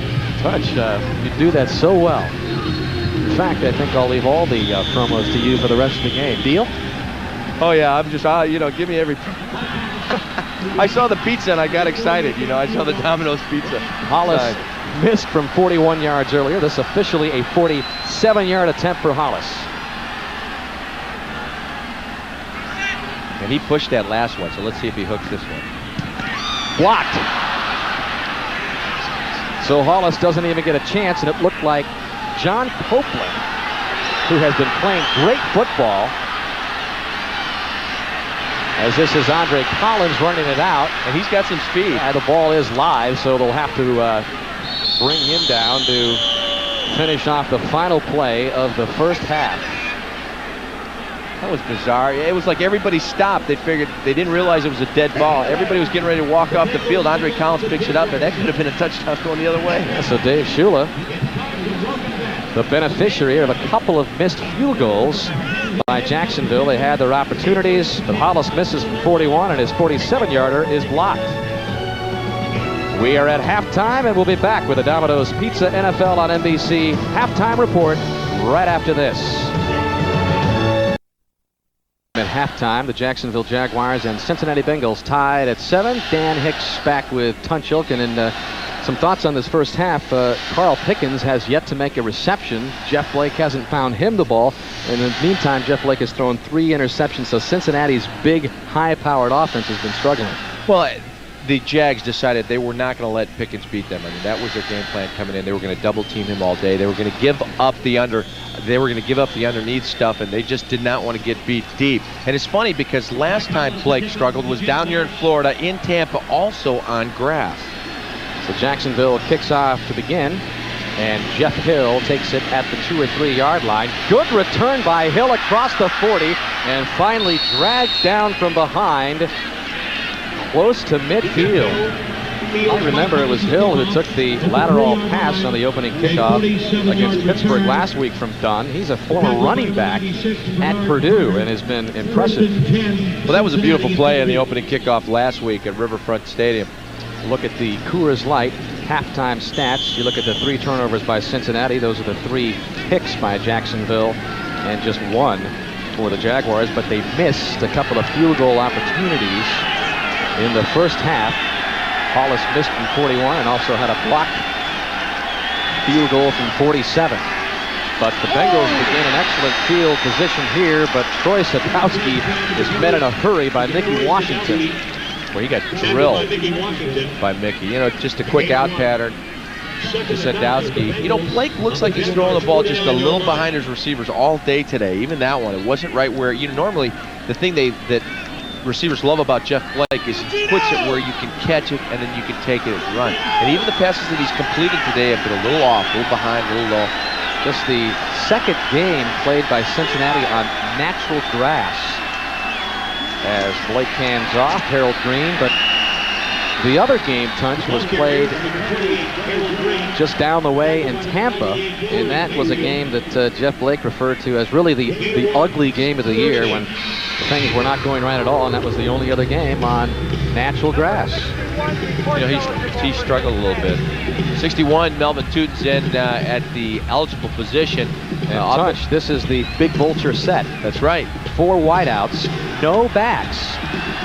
Now behind Jeff Blake. And the way that Tootin at the tight end.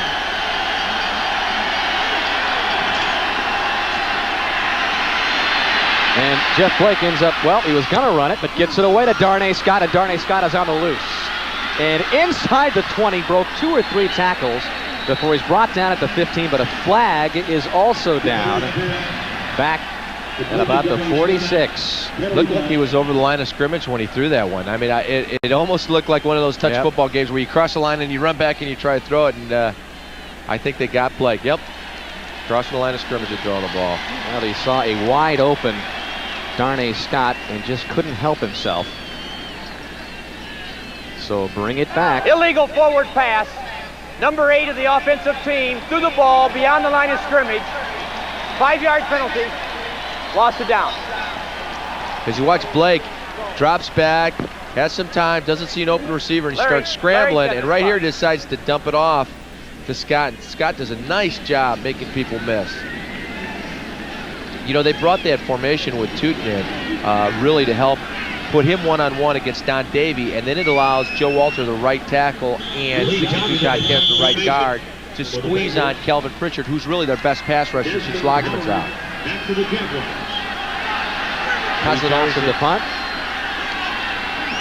Kozlett always has these wrinkles to take guys out. Last time these two teams, he had a running back chipping on Lagerman to take away his aggressive pass rush. A good way to start off the second half of Cincinnati, which had good field position after the Jeff Hill return. Desmond Howard breaks the tackle.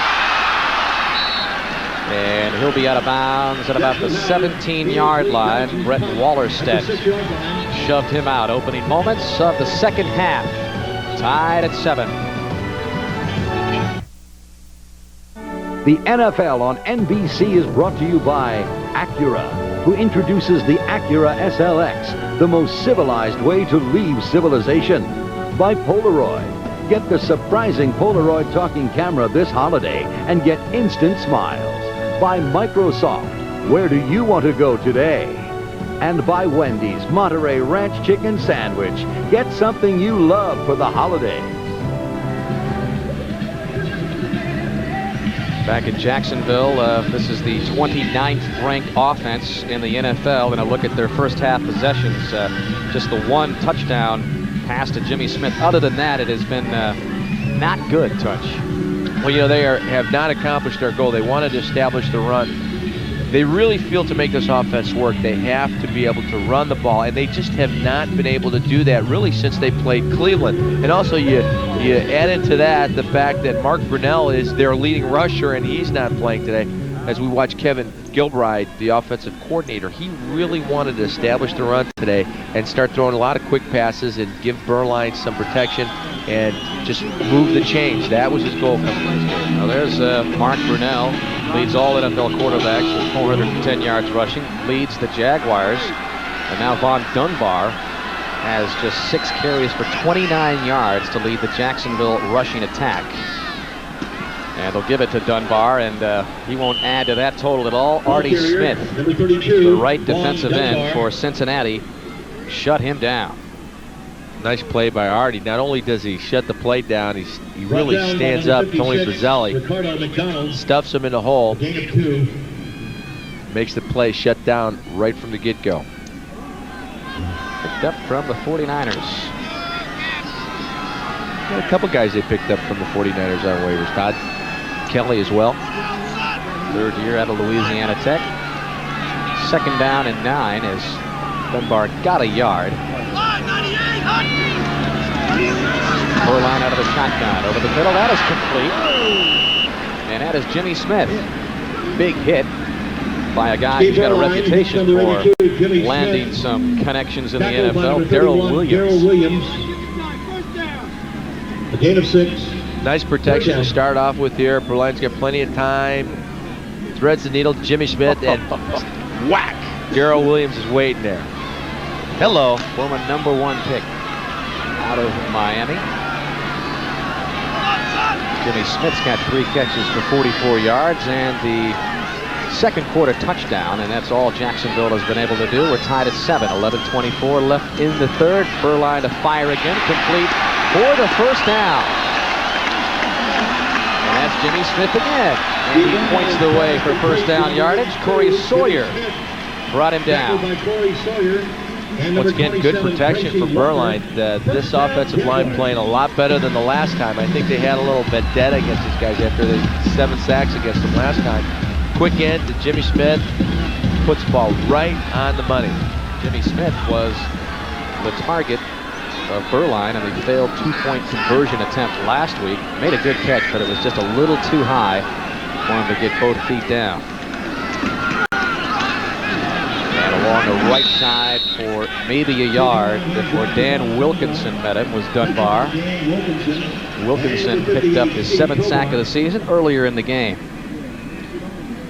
As you watch Big Daddy just really having a good year finally getting some pressure on the quarterback. Unfortunately, as a defensive lineman, as you watch, they're doubling deep and Dan. He plays off the run. He's always played the run well as a rookie, but didn't get the notoriety, or people thought he was a bust because he wasn't piling up the sacks. Unfortunately, that's how you're judged. But the fact is that he can play the run and rush the passer. And he likes it on the inside tackle position rather than the end, which he had played plenty of when he first broke in. Burline passing far side, and this one just down the middle of the seam. No one was there, although Jimmy Smith was racing alongside Corey Sawyer on the far side. By Corey Sawyer, incomplete. 3rd and 7, the Jaguars, their own 37-yard line. So neither team establishing itself on offense. Well, they're using both the right guard Ben Coleman, number 62, and 79 Dave Wydell to work Big Daddy over, because Dan is really starting to get has really been getting some pressure today, helping out young Ben Coleman, who's been playing for Jeff Novak, the right guard, number 67. Coleman goes 6'6", 335. And this one is almost picked off. I believe that was Steve Tovar. And good pressure applied by Copeland to Burline. It was intended for Givens, but the Jaguars will punt it away. Really get a guy that really gets. Let's watch Big Daddy here. Boom, nice swim, helped out by Dave Wydell, and then Copeland. Great penetration, runs right over Ben Coleman, number 62, to put the hit on Burline. Copeland really coming into his own. Brian Barker kicks this one away, and it's a beauty. Drives Corey Sawyer back. Sawyer will let this one bounce out of bounds. It's checked up just like a 7-iron at the 4-yard line.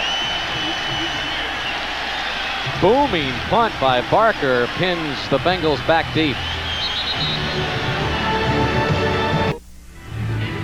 This is really an amazing graphic. 9 different receivers have caught balls from Jeff Blake today. Carl Pickens, not among them. I mean, that is amazing. That is amazing, especially after the season he's had. And it just shows you got to give a lot of credit to Dick Duran, the defensive coordinator for the Jacksonville Jaguars, and the defense that's playing the game. And on the ground they go to Harold Green. Jacksonville is there. Carl Pickens came into the game with 68 catches. Just 3 away from tying the Bengals single season record he set last year with 71 catches. It seemed a cinch that he would extend that, break that today. Last game he didn't have a reception almost 2 years ago. Wow. 2nd and 9 from the 5. Little noise here in Jacksonville for a change now. Yeah, the fans are getting into it. On the ground again, Harold Green. Jacksonville's defensive surge led by Kelvin Pritchett. You know, these guys have played solid team defense, especially in October. They were playing great pursuit, great team defense. They got away from it in November. They struggled a little bit. Now we're starting to see them start to play that the way they played in October. Because that's one of the things that really frustrated head coach Tom Coughlin. He was very frustrated that they were so hot in October, especially from the defensive side of the ball. And then they really cooled out. Then they couldn't stop anybody. Well, the Pickens have been slim and none today for Carl. Quick drop by Blake, and this one is almost intercepted. Intended for Carl Pickens.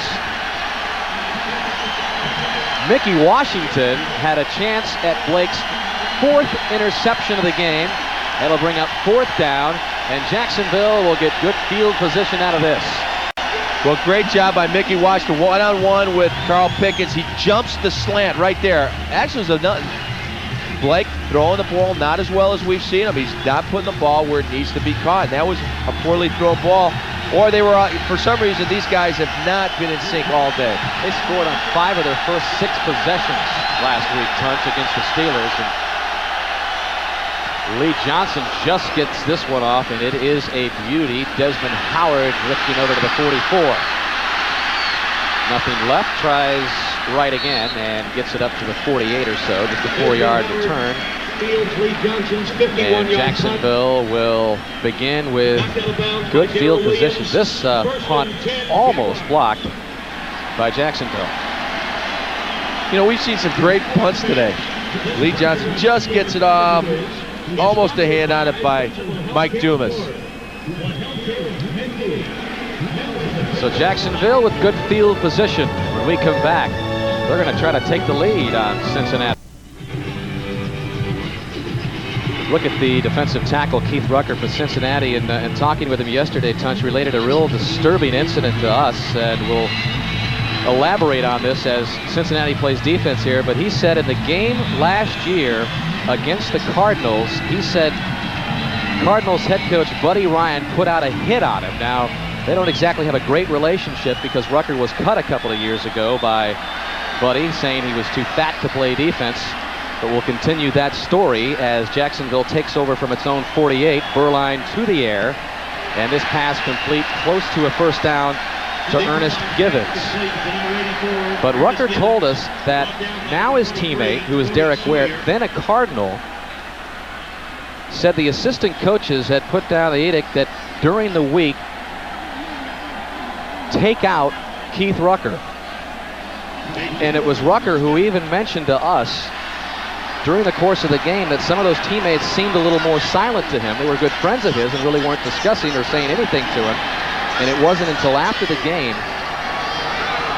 that Derek Ware told him in more detail of the hit ordered by Buddy Ryan, as we see James Stewart break into the clear for another Jacksonville first down. But that was pretty disturbing to hear that. I mean, Buddy Ryan and the accusations against him for putting out bounties and hits or so forth go all the way back to when he was a head coach for the Philadelphia Eagles on the Dallas Cowboys. But we talked to Derek Ware just to verify the story, and Derek Ware told us last night that indeed that was the case. In fact, that was the last game he played for the Cardinals because he was let go, and when Buddy Ryan told him about that he was letting him go, Ware said that Buddy Ryan said, "We don't like guys on the team with a big mouth." Well, that's just awful. You hear stories about Buddy calling hits on guys, but you just would never believe it. And there's no room for that in this league. Ron Dunbar gets the carry, a flag comes in, but normally the relationship between a player and coach, things are said as the player leaves the team. As we look at the holding call against Jacksonville, Buddy Ryan had made it clear that Keith Rucker was too heavy, called him too fat to play in his defense, but there's no room for that. Disturbing conversation with Rucker. Absolutely. I mean, I've heard I've heard coaches that didn't like opposing players. Offense number 85. 10-yard penalty. Repeat first down. And now, of course, Derek Ware is a tight end, backup tight end with Cincinnati, and you saw him inactive on the sidelines. And he said that happened. Keith Rucker, indeed, told us a straight story. Like I said, I've seen coaches who don't like opposing players and really want you to go after them, but never to take them out. I've never heard a coach in all my years, in my 14 years in the NFL, no coach has ever, I've never heard a coach say, take this guy out, take his knees out. And there's no room. It's hard enough to stay healthy in this league. First down and 20 for Jacksonville. They get a piece of it inside the 30-yard line, and what really makes it stand out as just more than an accusation was the fact that Derek Ware was on the team. He was a Cardinal at the time, and he told me last night, hey, it was very clear that Buddy Ryan, through the word of his assistant coaches, said take out Keith Rucker. He cared about Keith Rucker, so before the game, even though he was on the other side of the team, said, watch out for your legs, Keith. They're going to come after you. But Keith Rucker has thrived with the Bengals this year, coming into his own. Inside the 30 on second down with Shea Maston, and he's got a big hole on the right side inside the 20-yard line, and that should be another Jacksonville first down. Roger Jones brought him down. It is a sprint play to the right behind right tackle 73, Brian DeMarco. Great block there, and Lachey just, number 35, just takes it up and runs over guys. Here's a guy who used to play linebacker, right? And he's got an offensive lineman's mentality. I mean, he just loves to stick you. And he says, every time they let me carry the ball, it's like they're throwing me a bone. It's great. I get all fired up, and there you see him blocking and running with the ball at the same time, trying to run somebody over for the first down. Fire nose.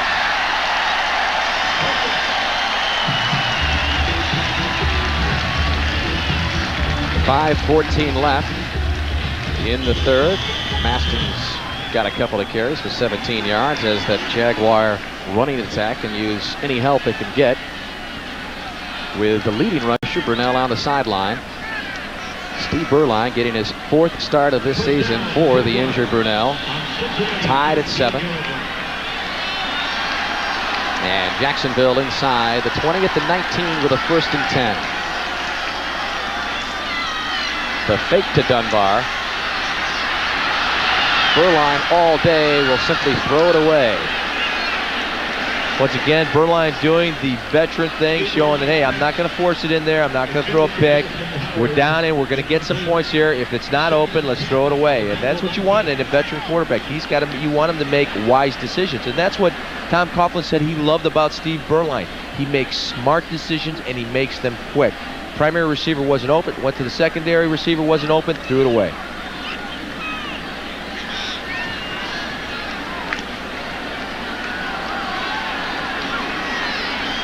Inside the 20, Jacksonville, we mentioned, very effective touchdown percentage when they get inside the 20. Better than 60%. Berline fire to the end zone, incomplete. He wanted Jimmy Smith. It was deflected by Roger Jones. Good play by the Bengals secondary the last 2 plays. Good coverage. Didn't enable Berline to get it anywhere, and right there, a good knockdown. Well, Roger Jones almost picks this one off. As you see, good protection again. Berline's had plenty of time all day today. And here comes Roger Jones. Makes almost, really should have had that. He's mad at himself. And as you watch it, Berline, he's not too thrilled. He knows he shouldn't have made that throw. Bad throw. So 3rd and 10.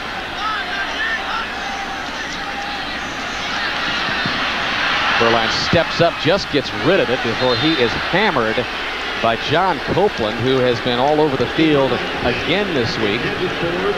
And out comes Mike Hollis to attempt another field goal. He's 0 for 2 already. Of course, one he pushed wide to the right. The other he got blocked. So either he makes this one or he hooks it left. He's going to spot this one at the 26 or 7, so about a 37-yard attempt for Hollis. 3 for 4 on the year from this distance. And the 3rd time is the charm for Mike Hollis. And it gives Jacksonville its very first lead of this game. With 4:25 left in the 3rd, they take the 3-point advantage over Cincinnati.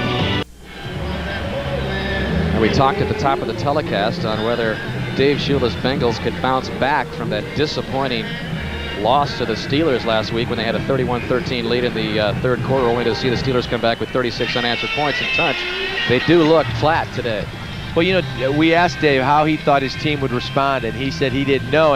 And when Bruce Coslett said there are 2 ways to go, come out with a vengeance or fold your tent, go on home, they haven't exactly come out with a vengeance, have they? They don't seem to be very fired up at all. You see some bewildered faces on that sideline. They're all kind of saying, wait a second, just 2 weeks ago we thought we were a pretty darn good football team. Hollis boots it in the air. Jeff Hill from the 11. And a flag came flying in on that pile as Hill brings it back to the 32. Tackled by Bernard Carter, flag of the play.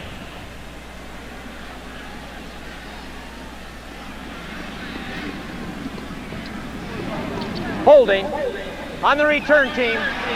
10-yard penalty from the end of the run. First down.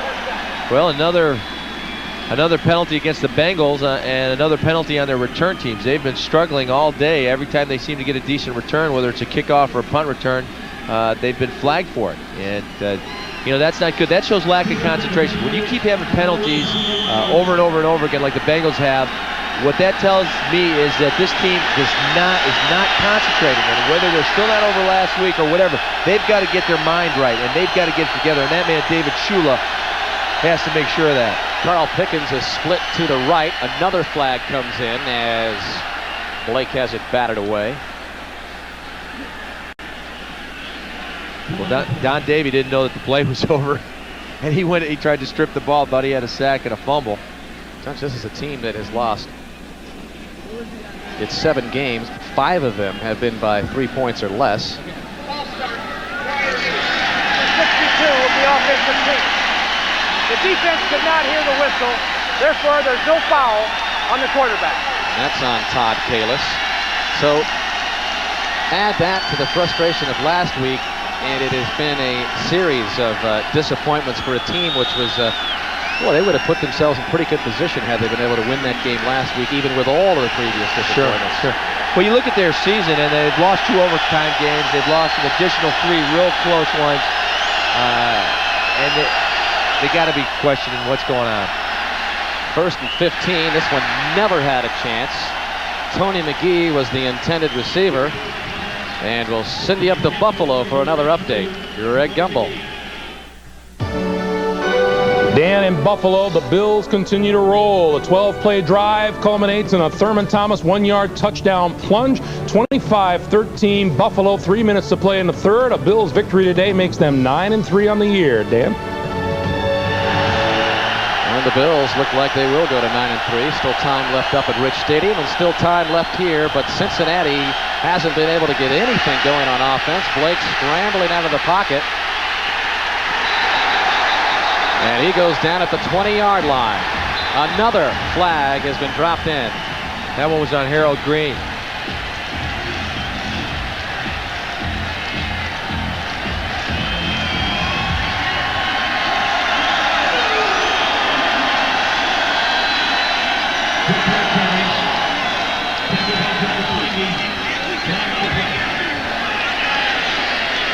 Well, as you saw, number 99, Joel Schmengi ran down Jeff Blake from behind. Let's hear the call. Personal foul for a late hit on the offensive team, number 2. The foul was while the clock was running. Will go half the distance to the goal line. It'll remain 2nd down. This has been a offensive nightmare of a series for Cincinnati. As you watch, Blake takes and runs with Joel Schmengi, runs it down, and look at the right of your screen, coming out of, just out of the right of your screen. You can't see it. Harold Green knocks over, I don't know who that was that went flying by. As you see, Schmengi running him down with Vinnie Clark there as well. And Harold Green just unloads on someone right at the end of this and sends him into the cheap seats. But it was way too late. It was a cheap shot. He got flagged for it. 2nd down and 22. The big vulture set for the Bengals. And again, Blake will run it. And he gets to about the 23-yard line, but still well short of the 1st down. Will bring up 3rd and long. Run out of bounds by Gogenius. You know, they've just, their whole passing game has been out of sync all day long. He's just not seeming to get it. Jeff Blake has not been able to get a feel for it. He's dropped back and he's tucked and run. Let's give the Jaguars a lot of respect and credit, and sticks around especially for putting together a great defensive game plan to bottle up these great wide receivers.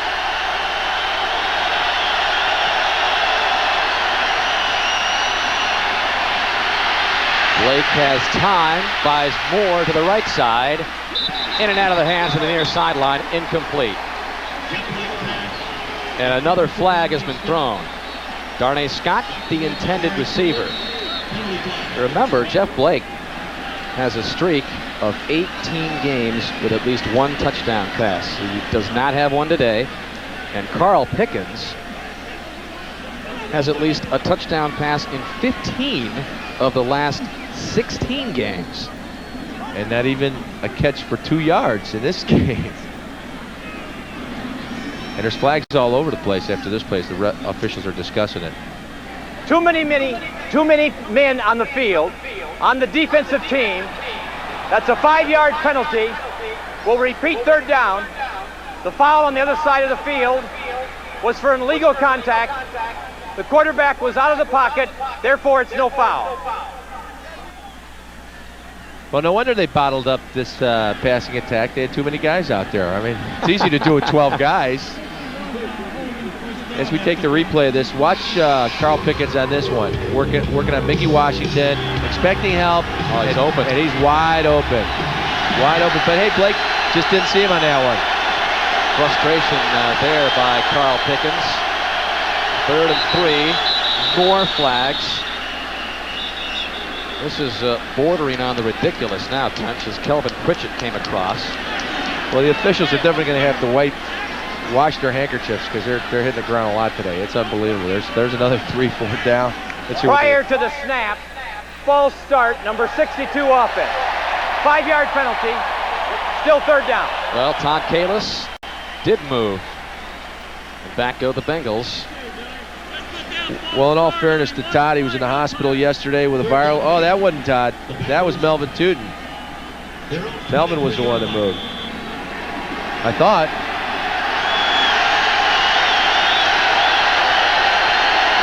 $77 yards in penalties already for Cincinnati. They trail at 10-7. Blake across the middle. Incomplete. He wanted McGee. Wow. And even when he's on the mark, some of his receivers have just not been doing their part either, in fairness to Blake. Well, I hate to say this, but it looks like the Bengals are really struggling, and maybe they've taken the secondary route that we talked about, and that is full their tent, because they are not playing like the Bengals we've seen all year. They just do not seem to have their heads into the game. I mean, they're dropping easy passes, stupid penalties, unbelievable mistakes. Maybe they just don't like Florida. Although Jeff Blake was born in Daytona. We're still searching for a theory. Johnson's punt taken by Howard at the 35. 45 knocked out of bounds at the 46. Darrell Williams knocked him out of bounds. So when we come back, Jacksonville will have good field position again. Try to lengthen their 10-7 lead. 2:35 left in a low-scoring game in the 3rd quarter. Monday night, NBC has Visitors of the Night, a world premiere thriller. 30 years ago, they came forward. Now they're back to visit her daughter. Marky Post stars in Visitors of the Night, Monday on NBC. The Visitors here in Jacksonville have had a tough time as you look at Ben Coleman and that ever-revolving offensive line, Tunch. Well, Coughlin feels that they've got 6 solid offensive linemen, so they're bringing Coleman in for Jeff Novak at times, and they're rotating and keep everybody fresh. Try to get something going here offensively. Well, you know, we have a play without a penalty flag. Von Dunbar into Bengal territory, brought down by Andre Collins. Collins playing for the injured James Francis, who broke his left leg last week. Gain of 5, 2nd and 5, the Jaguars. Collins has a couple of interceptions already this year. He was the former Redskin who played for Joe Gibbs.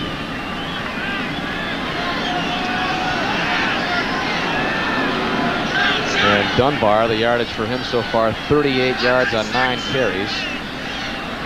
2nd down at 5. And James Stewart finds some daylight. Stewart down to the 39 of Cincinnati before he's brought down by Roger Jones. Let's send you to our New York studios now. Get another update from Greg Gumbel. All right, Dan, in Indianapolis. Dan Marino to O.J. McDuffie. 5-yard touchdown pass. A 2-point conversion made it 24-14.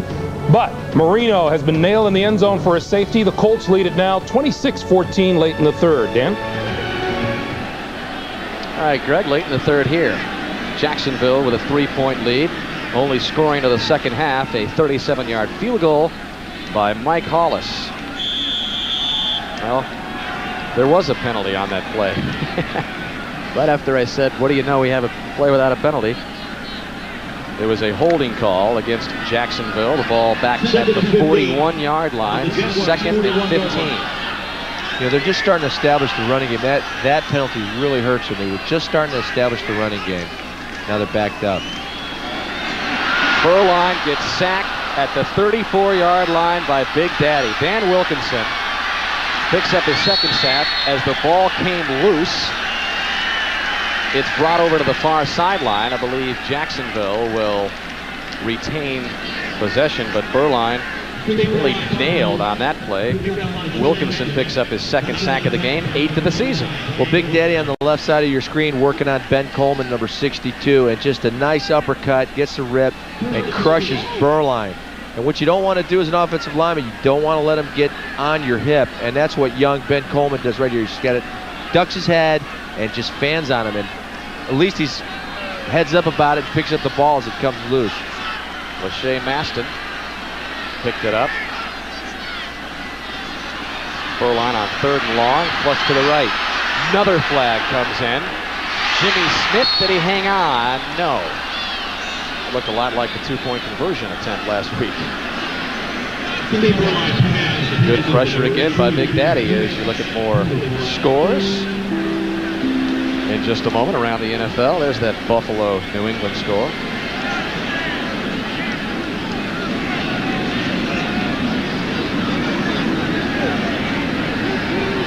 There is no infraction on the play. 4th down. Okay. I guess you get into a rhythm out there. You just figure there is a penalty. You just, I should throw it. I know there's at least one penalty on this one. Maybe he felt guilty and he said, I'm going to pick this one up. Just naturally go for the yellow flag if you've been doing it all game. Brian Barker to punt then on 4th and 16. Neither team establishing anything on offense. That punt nearly blocked. Corey Sawyer back at the 18.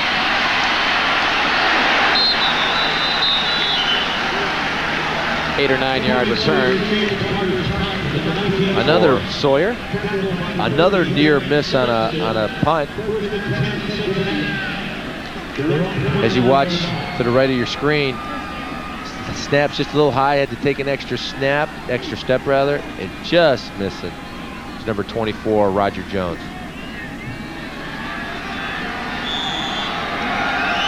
Well, the Bengals, as poorly as they have played on offense, still in it. We only trail by 3. Final seconds of this 3rd quarter. 39 seconds left.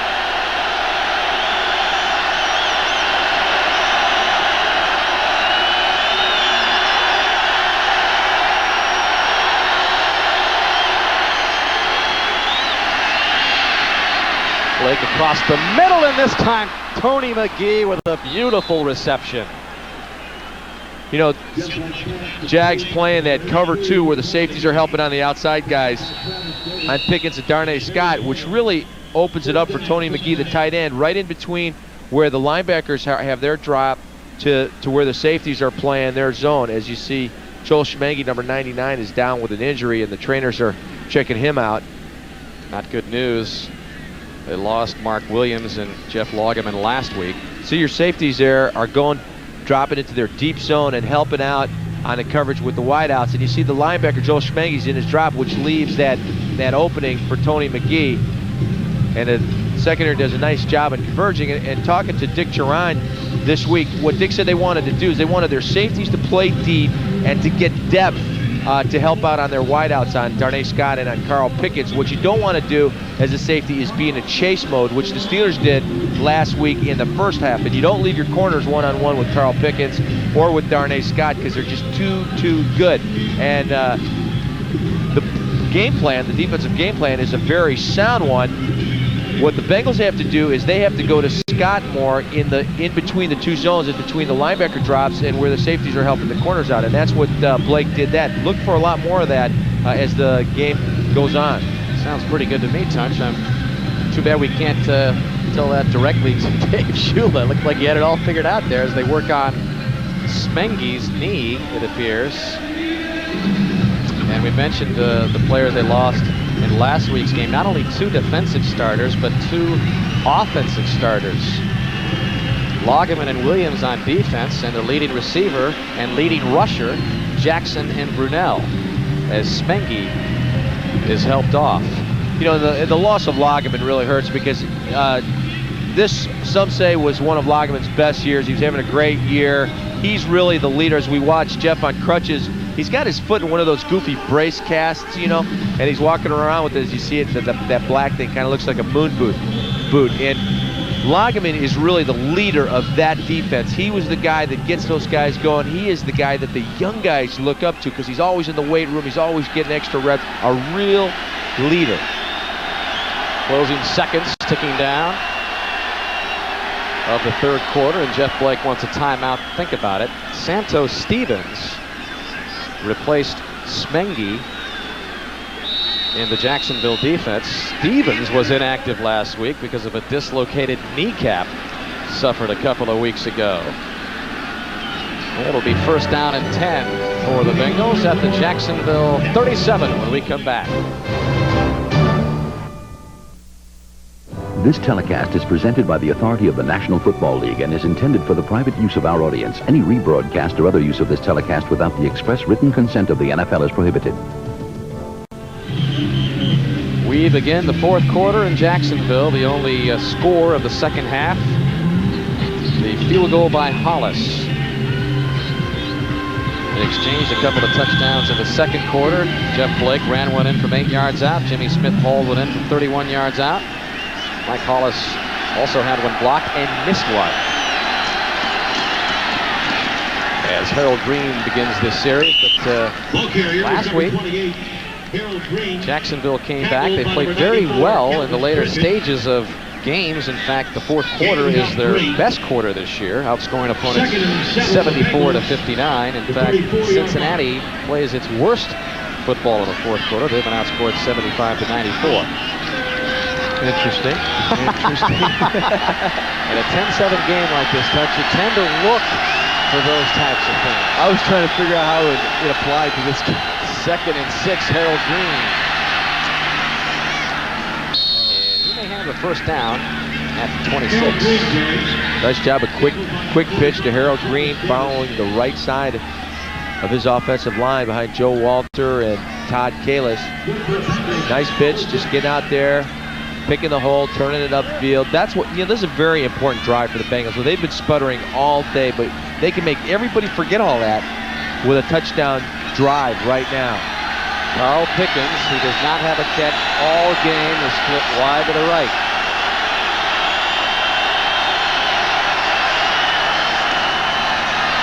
Instead, they keep it on the ground to Green.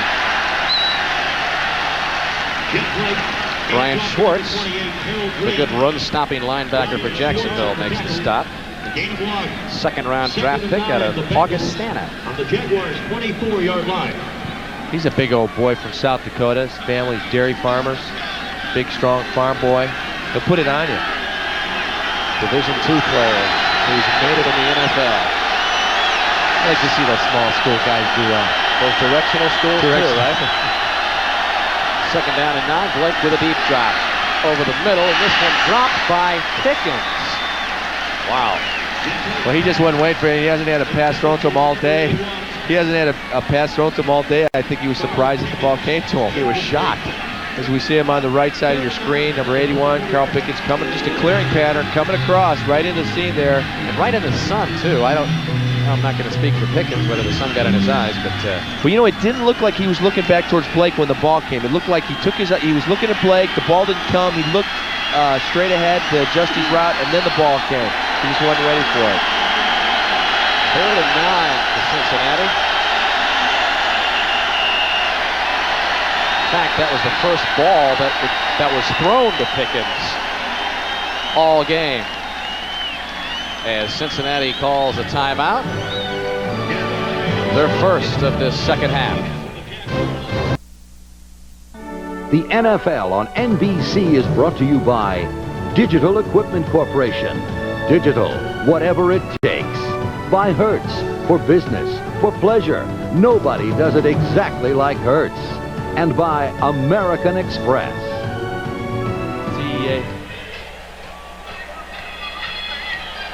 Beautiful day in Jacksonville.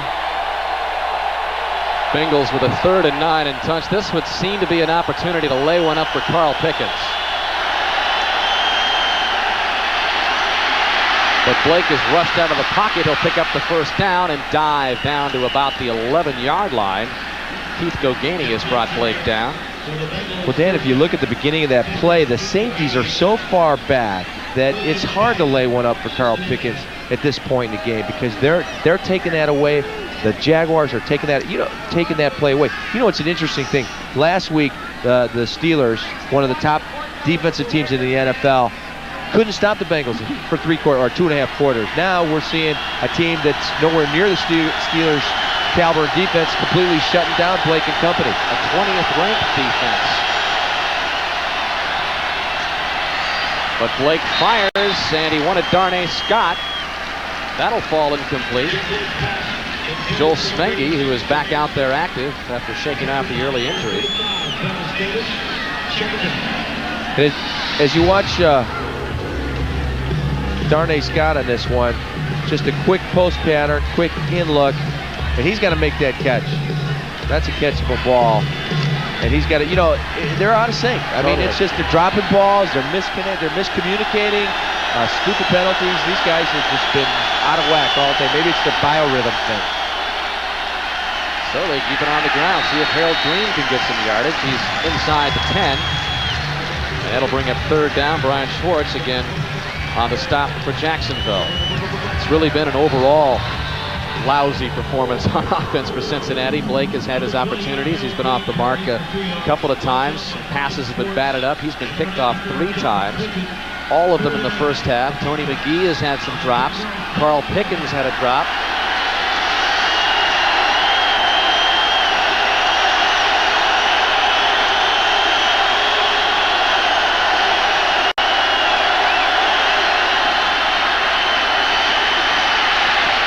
Blake chased down from behind as Pickens was in the back of the end zone, overthrowing him. Open momentarily. Now here's something you don't expect. You don't expect Carl Pickens, number 81, to be this wide open as he lines up in the slot here, which is really, that's what they need to win. He's just doing a clearing route, coming all the way across. They're playing a zone. Jeez. He had to throw it down at the end of the end zone and just puts it just a little bit over his head. So here is Doug Pelfrey in to attempt the field goal. We'll spot this at the 17, so a 27-yarder for Pelfrey, who has been red hot lately. And he drills this through, but hold everything. A flag has come in. Surprised? Let's see what this delay looks a game. Offense. 5-yard penalty. Repeat 4th down. As you look at Dave Shula, he's got to be throwing his hands up in the air and just going, what is going on here? Right now they're on his hips. That tells you. Well, now the folded arms. Folded. Well, that's kind of a quizzical. I don't understand what's going on. Look. So Doug Pelfrey will have another shot, 5 yards back. This is usually when something crazy happens. You get a flag, the penalty, the field goal's good, then you have to re-kick it, and there's a block or something. 32-yard attempt this time.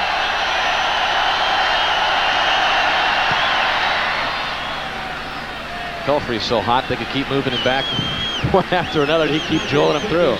9 straight for Pelfrey, and he's tied it up with 11:27 to go.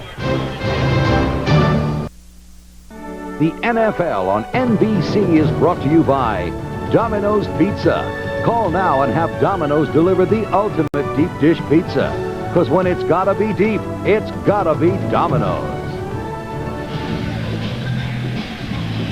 Doug Pelfrey's 31-yard field goal has tied things up at 10 apiece with 11:27 left in the game. Beautiful afternoon in Jacksonville. Not a beautiful performance really turned in by either offense. No, they both stink today, I'd say. They haven't done any of that. I mean, let's be honest. This is an offensive machine. The Bengals that scores a ton of points, and they look awful. Curtis Marsh looks into the sun and takes it out from the 5. Gets a block at the 25. Almost the ball. Nobody even hit him. Well, we've seen one indication that Jacksonville will hang on to it. And I believe Dave Thomas recovered the fumble by Marsh, the phantom fumble. Well, those are the toughest kind. You break out and you run and you're pumping at your arms too much, I guess, and the ball just squirted out of there. Curtis Marsh was on the practice squad the first 7 games of the season. Had a breakout return game against Seattle when he averaged about 24 yards a kickoff return, but just lost the handle on this. Nice job, nice return, good blocking up front, finds the hole, breaks out, switching. See, you know what he was doing? He was switching from his right hand to, he was doing the right thing. He was switching from his inside hand to his outside hand. But when he switched it, he just lost the handle on it. Lucky they got it back. So they begin at the 23. Berline stands in. He's got another first down. Nice toss by Berline to Pete Mitchell. Ricardo McDonald on the coverage. Now he's a guy you gotta love, Pete Mitchell. Even offensive coordinator of the Bengals, Bruce Kozla, like this guy was watching film on him. As we see plenty of time for Berline, good protection, puts it right on the money to Mitchell. Mitchell caught the 12-yard touchdown pass last week with a half-minute left, which got Jacksonville within 1 of Tampa Bay.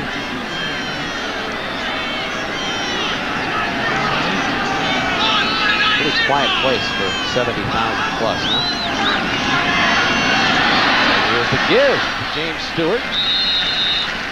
Andre Collins on the stop. You know, getting back to Pete Mitchell, it was funny when we were talking to Kozlin. He said, "I like this guy coming out of college. I wanted to draft him, you know, here in Cincinnati." And when I heard that he had the big game, normally he doesn't watch of opponents, which is what the defensive coordinator Larry Piccatello would do. But he was watching just to see Pete Mitchell, because I just wanted to see how he caught 10 of those balls.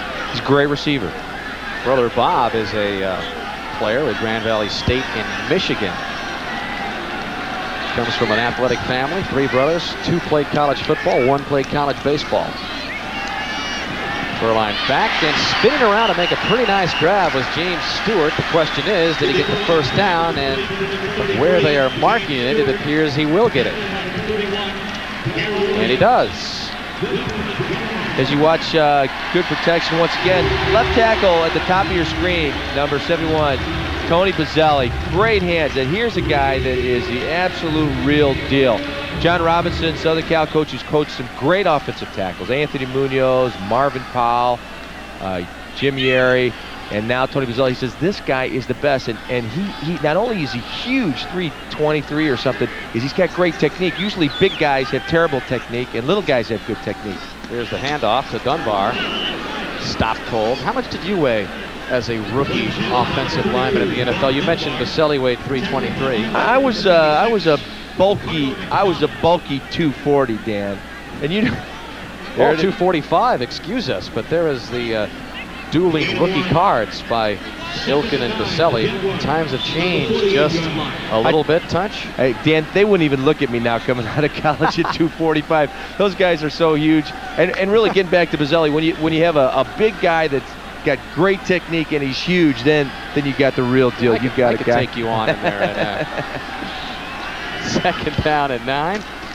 Berline to pass over the middle, and a nice grab. I think that was Ernest Gibbons. Berline pass complete to Ernest Gibbons. And it was.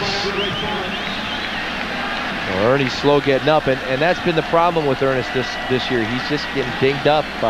You know, he gets back just when he's starting to get healthy with one injury. He gets another. As you see, good protection once again. Berline steps up, makes the throw as Ernest comes across. A nice shot by Andre Collins, number 55. Really took the steam right out of him. Ernie trying to get the cobwebs out of his head, as you see there. Jacksonville trying to keep this drive alive, doing a pretty good job. 1st and 10 from the Bengal 42. 7:37 left. We are tied at 10. Berline pressure from the far side, and Andre Collins came blitzing in from his linebacking spot to pick up his 2nd sack of the season. Andre got one last week against the Steelers too. Almost the first play when he came in for James Francis after Francis got hurt. And on this play, you watch at the top of your screen, Andre comes in untouched, number 55. Nobody blocked him. You got to either blitz control that, or you need a back, or you got to check the protection. And that was one of the worries that Tom Coughlin had before this game. He said, we need to make sure that we can change the protection, check to the overload side, and not give up any sacks on blitzes because we're not mentally aware of what's going on. 2nd down now and 17 for Berline after the sack. Fires one off the chest of Jimmy Smith. Incomplete. 3rd down and long. And let's send you back up to New York for another update with Greg Gumbel. Greg. All right, Dan, at Rich Stadium in Buffalo, those Patriots just won't roll over. Drew Bledsoe to Ben Coates for the second time today. That's a 4-yard touchdown pass. It's a 25-20 game. About 5.5 to play at Rich Stadium. Bills lead it, Dan. Bills trying to hang on for a victory up there, and a 10-10 score with 6:58 left in the game. 3rd and 17. Jaguars need a long play here if they're to keep this drive alive. Again, Berline is pressured, dumps it out over the middle and inside the 30-yard line for a Jacksonville first down is James Stewart. Well, great call. Great call on that one. That's just your old middle screen. You let the defensive lineman rush through. You just kind of give them a little bit of nudge. You don't want to block them. And you let them come down. As you watch your 3 inside guys, they just kind of get a hand, and then they start taking it off. And there's James Stewart right, just jump. Great job by Berline dumping it off. Coleman up there getting a block. Dave Wydell, number 79, getting a block. Nice job. Great call. 25-yard pickup on a 3rd and 17 to James Stewart. Second reception is huge. As you see Kevin Gilbride right there, the offensive coordinator, when he was the offensive coordinator and running the run and shoot with the Houston Oilers, he always ran great screens and great draws, and this team does the same thing. Dunbar, maybe a yard, and that is all. Steve Tovar, the tackle for Cincinnati. Tovar is a guy that just thinks football day and night. Earlier in the season, Tunch, we asked him, what do you do when you get away from football? As I think about football. I mean, this is the kind of guy that would, leaf through the playbook for late night reading. I mean, he's just constantly thinks about it, and is also thinking about Ohio State's loss to Michigan yesterday in Ann Arbor. He said, yeah, life goes on, but it really doesn't. Well, you know what? It's funny, I asked him which was more upsetting, their loss to the Steelers last week or Ohio State's loss to Michigan yesterday. He said, I'm not sure. He takes it hard. This one complete at the 10 to Pete Mitchell. Last week, so many key receptions by Mitchell, and he's coming alive again in the second half. You establish yourself as a go-to guy, and that's what Pete Mitchell has done. Big week last week and picking up right where he left off today. Great protection. It always starts with the protection. I love this offensive line. And you got to give Berline all the credit in the world. He puts the ball right where it needs to be pulled in. Pete Mitchell, of course, played for Tom Coughlin at Boston College, coming off a 161-yard effort last week, 66 receiving yards so far on his 5th catch of the game. And Dunbar dragged down behind the line of scrimmage by John Copeland. Copeland's everywhere. Now, last week, even against the Steelers, he was making plays all over the field. Once again today, we talked about how defensive linemen get a lot of credit and a lot of notoriety if they have lots of sacks. But here's a guy that's getting the sacks this year, but he's great against the run. Ever since he's come into the league, he's been great against the run. That's what Larry Piccatello, the defensive coordinator for the Bengals, has told us. And he is having a great year. He said, once again, I know I've said this earlier today, that Copeland is the most valuable player on this defense. 2nd down and goal back at the 11. Brunell eyeing the far side. Nice defensive play by Collins. He tipped it away before Pete Mitchell had a chance. He is quick, Collins. Oh, Andre can run. As we watch Mitchell in motion, quick out, the ball's there, and that almost could have been 6 going the other way. He's done a fine job today replacing James Francis, who all the Bengals admitted was just a huge loss on that team, but the former 2nd-round draft pick out of Penn State has come up big. This is a big play. 3rd and goal from the 11 for Jacksonville. Berline, down he goes at the 22, and it's Todd Kelly. 4th sack of the game by Cincinnati. As an offensive lineman, you hate that when you're blocking your guy and Berline tries to roll out of the pocket late. It's actually good protection initially, and then he tries to scramble outside. And really, Tony Bazzelli, number 71, you can't blame him with that. He's just blocking his guy upfield. He's expecting Berline to stay in the pocket. Berline doesn't see anything. He's trying to make something happen, and he gets sacked. So they had 1st and goal. Now it'll end up a field goal attempt by Hollis. And Hollis drills the 39-yarder.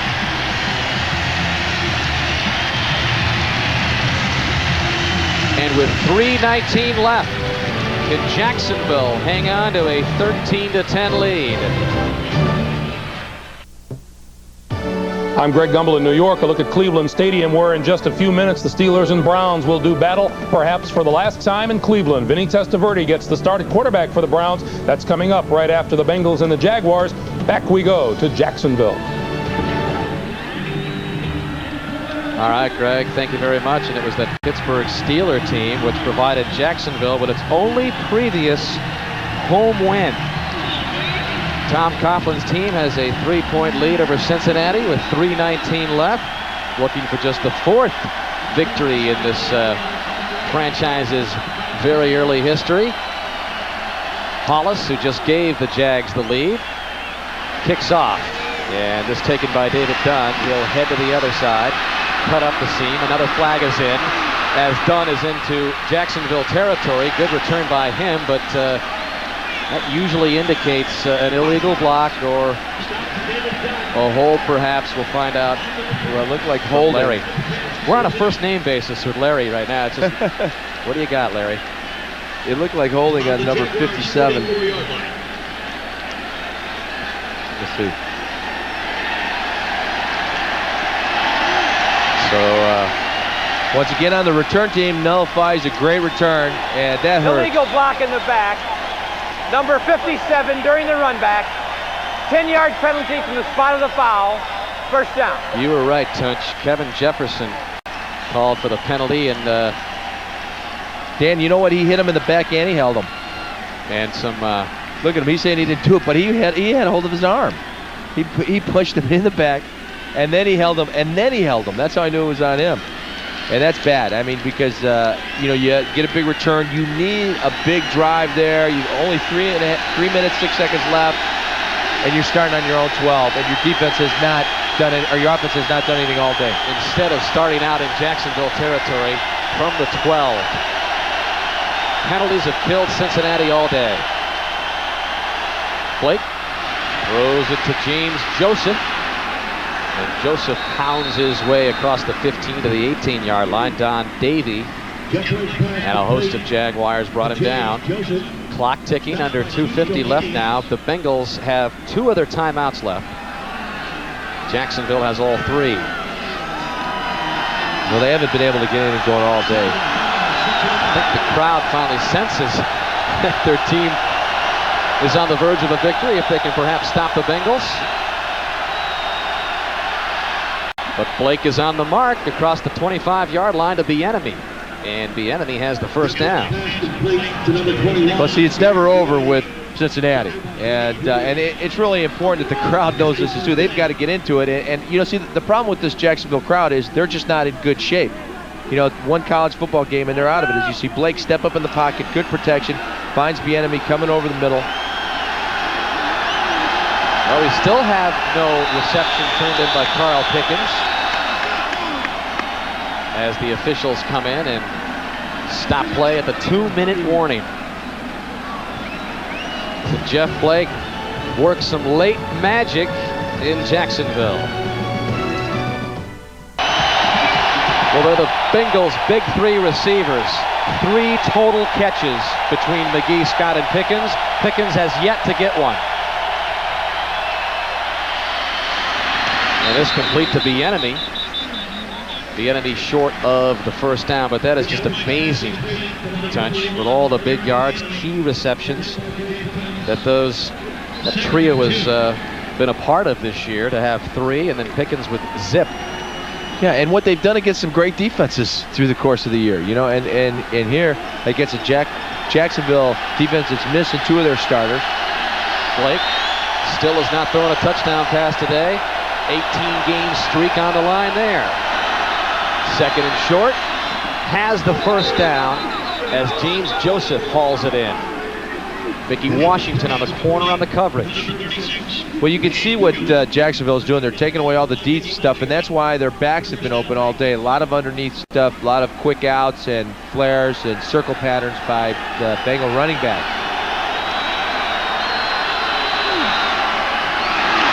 This time the enemy not able to get it. Well, that ball sailed on Blake. It was just, they had the nice screen set up. They had the blockers out in front. It just misconnected. Minute and a half left, and neither team has had much success in close games this year. Bengals 3-5, Jacksonville 2-4, games decided by 7 points or less. We already mentioned that the Bengals, of their 7 losses, 5 have been by 3 points or less, and they trail by 3. A minute and a half left.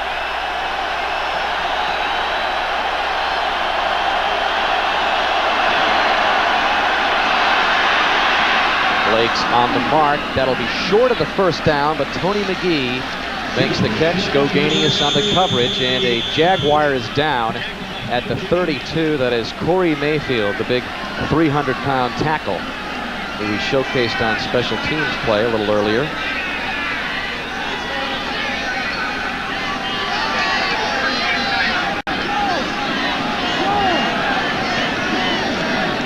Take a break, get an injury report on Corey Mayfield.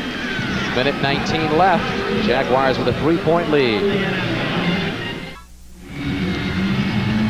The Bengals are just short of the first down. It'll be 3rd down and inches from their own 48. Tunch, what do you do here? Do you take a gamble and feel you can pick up the first down on a 4th down play if the pass doesn't work? I think so, Dan. It's 2-down territory, obviously, at this situation of the game. I go up top on the first one. I'd go for the big play, maybe do a play pass, try to suck into defense. And they do keep it on the ground, trying to pick up the first down. The enemy weaves his way to one in Jacksonville territory. Corey Mayfield, during the break, popped up off the turf, and he's fine. Nice surge by that offensive line on the left side. Kevin Sargent, and also Scott Brumfield. A minute left. Bengals have 2 timeouts left. This one bobbled by the enemy, incomplete. That ball just on his socks tops. Hard to catch. Indianapolis seemingly in control over Miami. Good protection right here. You see Jacksonville trying to collapse the pocket. Low ball, still the enemy should have had that one. And almost picked off by Goganius. Frustrating day. Yeah, no interception.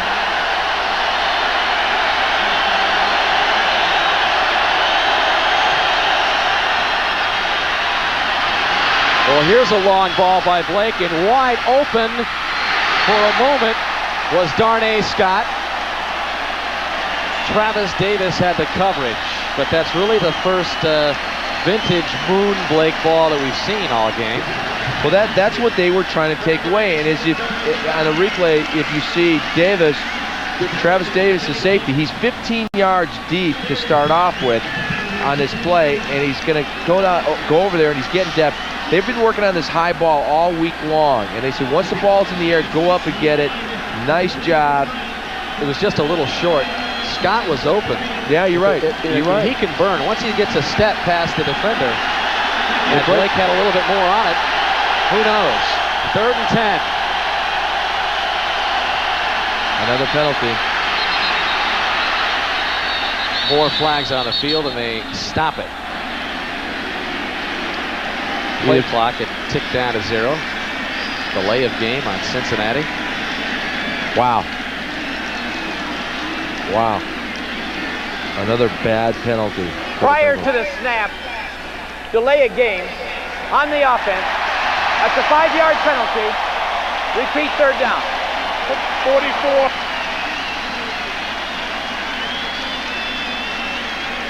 Please put 44 seconds back in the game clock. 44 seconds back in the game clock. Thank you. So 44 seconds is back on the game clock. Time running out on the Bengals.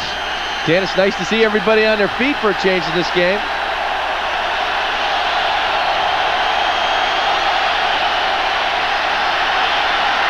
3rd and 14. Blake staying in there, drills it downfield, and a flag comes in. We'll have an interference call. Oh, I don't know about that one. Darnay Scott, the intended receiver. We got to see a replay on that one.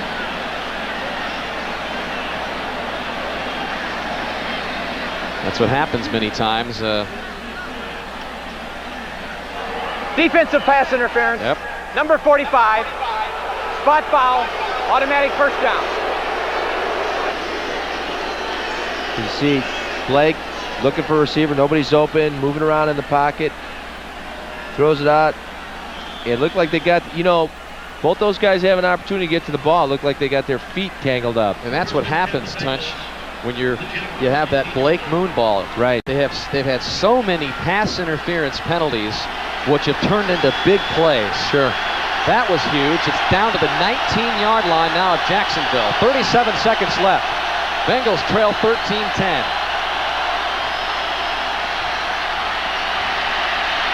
And Blake overshoots the target. Darnay Scott. 31 seconds left. And Kelvin Pritchard, number 94, just drilled him. And there's Doug Pelfrey taking some warm-up drills of his own into the net, as they are definitely within his range. And another look at the Scott route. Scott just breaking to the inside, trying to find the hole in the zone. Nice coverage. 2nd down and 10.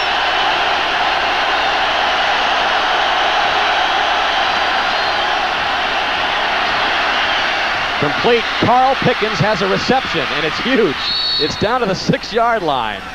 So with 24 seconds left, Pickens hauls in his first catch of the game. And he's excited about that. Look at that. He said, about time you got the ball to me. And he was just running a crossing pattern again, starting off at the left side of the field. As you watch Carl Pickens start left, they come all the way across, cuts through. Nice ball by Blake, puts it right on the spot, almost gets in as Vinnie Clark pushes him out of bounds. This is very interesting. Now 24 seconds left from the 6. Just outside of that 5. 1st and goal. To the end zone goes Blake, incomplete. Pickens wanted pass interference. He won't get it. Clock stopped. 21 seconds left. Now, as you watch Carl Pickens just shaking out, and Mike Dumas got away with one because he had his arm right around his waist. This is where Pickens or Darnay Scott, where Blake likes to put it up top and let them go get it. The fade into the corner of the end zone. And the Jags were working on this on Friday. As a matter of fact, that's how Vinnie Clark sprained his wrist. They were throwing a lot of balls up for grab, jump ball. Jeff Blake just says you can't stop it. Touchdown. A flag comes in. It's Carl Pickens who made the catch. And now it's escalated behind the end zone. Another flag pops up into the air as Carl Pickens hauled in the 6-yard touchdown pass from Blake, just his 2nd catch of the game. But it's marred by this activity. As the fans are getting into it too, the policemen are over there trying to get them out of it as they pull everybody apart. What about Pickens? Comes up with a huge catch to make it 1st down and goal from the 6, and then has the touchdown catch there, which has put the Bengals up with just 17 seconds left. Well, that's why you can never count them out. I mean, they have the weapons. They might have been silenced for most of this game, but they have come alive when it counts, when they needed to. And it keeps Blake's touchdown streak alive just barely at 19 straight games. And now Pickens has caught at least 1 touchdown in 16 of his last 17 games. So you don't hear from him all game long. And in the closing seconds, they keep a couple notable streaks alive. Well, he's such a competitor, Dan. Everybody that you talk to in this league talks about what a competitor Carl Pickens is and how he goes after every ball. He's a guy, he's got a tremendous amount of confidence and competitiveness, and he wants the ball. And he kept saying, "Give me the ball. I'm gonna get open." Never got down, didn't get frustrated, or if he did get frustrated, he didn't let it get to him.